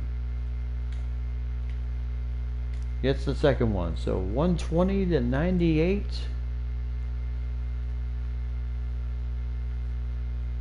As Rubio Oh, call for the backcourt. But that will count as a steal. The Rubio, I tell you, he's still got it. So the final 2 seconds as Minnesota goes down 120-98 to Milwaukee, as Giannis absolutely had a game of games here tonight. So Karl Anthony Towns, 22 points, 8 rebounds, 4 assists, and a block shot for the Big Cat. 6 of 14 shooting, 1 for 2 from deep, 9 out of 10 from the free throw line tonight, as he was massive in the game tonight for the Timberwolves as usual. Anthony Edwards, though, 20 points. Also a good game for him. 9 rebounds, 2 assists, and a block shot for Anthony Edwards, young man from Georgia. Averages 14 games on the season, so that's a big boost for him. D'Angelo Russell with 15 points, 9 rebounds also, and 2 assists in the game. Now he's got to get his assist totals up. He generally averages almost 6 a game, Russell does. And then Malik Beasley, Threesley, as I call him, 11 points, 3 rebounds, 3 assists, a steal, and a block shot. He hit all 3 of his 3-pointers in this game. Rubio with 10 points, 4 assists, 2 steals, and 2 rebounds in the game. And also went 6 for 6 at the free throw line tonight, shooting 2 for 7 in the game. Rondé Hollis-Jefferson with 8 points, 2 blocks in the game, 2 rebounds, and 2 assists. But he had monster issues dealing with Giannis tonight, as he just could not do what needed to be done against him. Shot 3 for 11 in this game, 2 for 2 from the free throw line. Culver with 4 points, 2 rebounds, 1 steal for him, as he averages 4 points a game this season. Nazron Reed with 4 points, 3 rebounds, and 1 assist for young man out of LSU. And Juan Ernagones with 2 points, 2 rebounds, a steal, assist, and a block shot tonight. Josh Okogie with only 1 point and 1 steal for him. And Jake Layman with 1 point tonight from the free throw line. Ed Davis with nothing. Balmero with 1 assist in the game. And that's pretty much all Minnesota did tonight. And for Giannis, 40 points, 14 rebounds, 5 block shots, 7 assists in the game, and 2 steals. 4 for 10 from the free throw line, though. That was his only Achilles heel tonight. He was perfect from deep. 4 for 4, 16 to 21 shooting in the game. Drew Holiday, 24 points, 9 assists in the game, 2 steals for him. Brook with 15 points, 9 rebounds, 4 block shots for Brook tonight before he fouled out in this game. Bobby Portis with 14 points, 7 rebounds, 2 assists, and 1 steal. Middleton with only 7 points, 6 rebounds, and 1 steal, though. Augustine with 6 points and 6 assists in the game tonight. Brent Forbes with 5, DiVincenzo with 5, plus 5 rebounds, 3 assists, and 3 steals. Torrey Craig with 4, Connaughton, Stockus, DJ Wilson had 3 rebounds, though, and Jordan Nwora also had nothing. So big game for Giannis, and another tough loss for the Timberwolves, as they will drop to 20-22 on the season. So that certainly does not help in their case of trying to improving, of moving up in the aspect of the possibly getting in the playoffs. So the rest of the schedule for the Timberwolves, they have Boston on the road. They go to the TD Garden Center, then home against Charlotte, on the road against Miami and Orlando, and then they're home against the Mavericks on March 18th, and then the trade-off on March 20th, the Mavericks in Dallas, and then they're in Vancouver on March 23rd to take on the Grizzlies, and then home against the Pelicans on that point, March 28th, and then the 31st you have Brooklyn Nets on the road, and then home against the Clippers April 1st, and then home against the Spurs, and then on the road at Phoenix April 6th, and then this starts a road trip, the final 3-game road trip of the season, in which you have Phoenix, Denver, and the Lakers and LeBron James, and then home against the Vancouver Grizzlies and the Denver Nuggets to end the season, and see where the guys will be at that point in the season. So as we check out the final standings, the playoff picture right now, interesting, but the Lakers have already clinched the first seed in the playoffs with 15 games to go, 34-9 on the season. The Clippers at 27-15, the Nuggets at 30-20, the Grizzlies at 27-17, the Golden State Warriors also same record, Utah Jazz at 27-18, the Spurs at 23-22, and the Pelicans at 22-21, with Phoenix with 12 games left in their schedule at 23-23, Houston at 24-26, and the Timberwolves with 16 games left in their schedule at 20-22. Portland Trailblazers, Sacramento Kings, Dallas at 16-26 with 16 games left, and then Seattle dead last with 11-31. And then the Heat, number 1 seed right now, over the Brooklyn Nets at 27-18, and the Nets at 27-19. The Magic in 3rd place, the Bucks in 4th, but they did get their 24th win of the season tonight. The Pacers 26-20, 5th, and then the 76ers at 24-20 and 6th, possibly 6th. The Atlanta Hawks at 23-19 in 7th, and then the Raptors at 24-22 in 8th place, because you have Cleveland at 20-23, the Pistons, the Celtics, the Wizards, the Knicks, the Hornets, and then the Bulls, just beyond terrible this season. So that is where we stand for right now, as we'll take a look at the scores of the games that we had on this day. The Jazz beat the Pelicans 117-81. Zion Williamson 25 points, 8 rebounds in the loss. Ingram with 14, and Lonzo Ball with 7.6 assists, and Steven Adams with 6 points, 10 rebounds, and a block shot, but no help anywhere else for the team for the Pelicans. And Donovan Mitchell with 25 tonight. Conley with 15 plus 10 assists, Ingles with 15, Clarkson with 15, and Moutier with 13. And then Niang with 10, Gobert with 10 points, 15 rebounds, 2 blocks for him. Favors with 10 points in the game, and then Neal and Azubuike with 2 points for him. And then, and then the Kings lost to the Heat 86-85 by 1 point. So Bam Adebayo led the way with 19, Hero with 12, Dragic with 10, Nunn with 10, and Bradley with 8, Olynyk with 7. Jimmy Butler, a little bit rare off night for him, with only 5 points and 5 assists, and Iguodala with 5 points in the game, and Precious Achiuwa with 4 points in the game for the Heat. And for the Kings, Harrison Barnes with 16, Bagley with 16, Fox with 15 plus 11 dimes, and then Buddy Hield with 8, Rashawn Holmes and Halliburton each with 8, and then Halliburton with 8 points, 7 rebounds, Hassan Whiteside with 6 points, 5 rebounds, 2 block shots, and Jabari Parker and Baleka have 4 points in the loss. And we saw the Bucks beat the Timberwolves. Seattle gets their 11th win of the year. They beat the Pistons 95-82.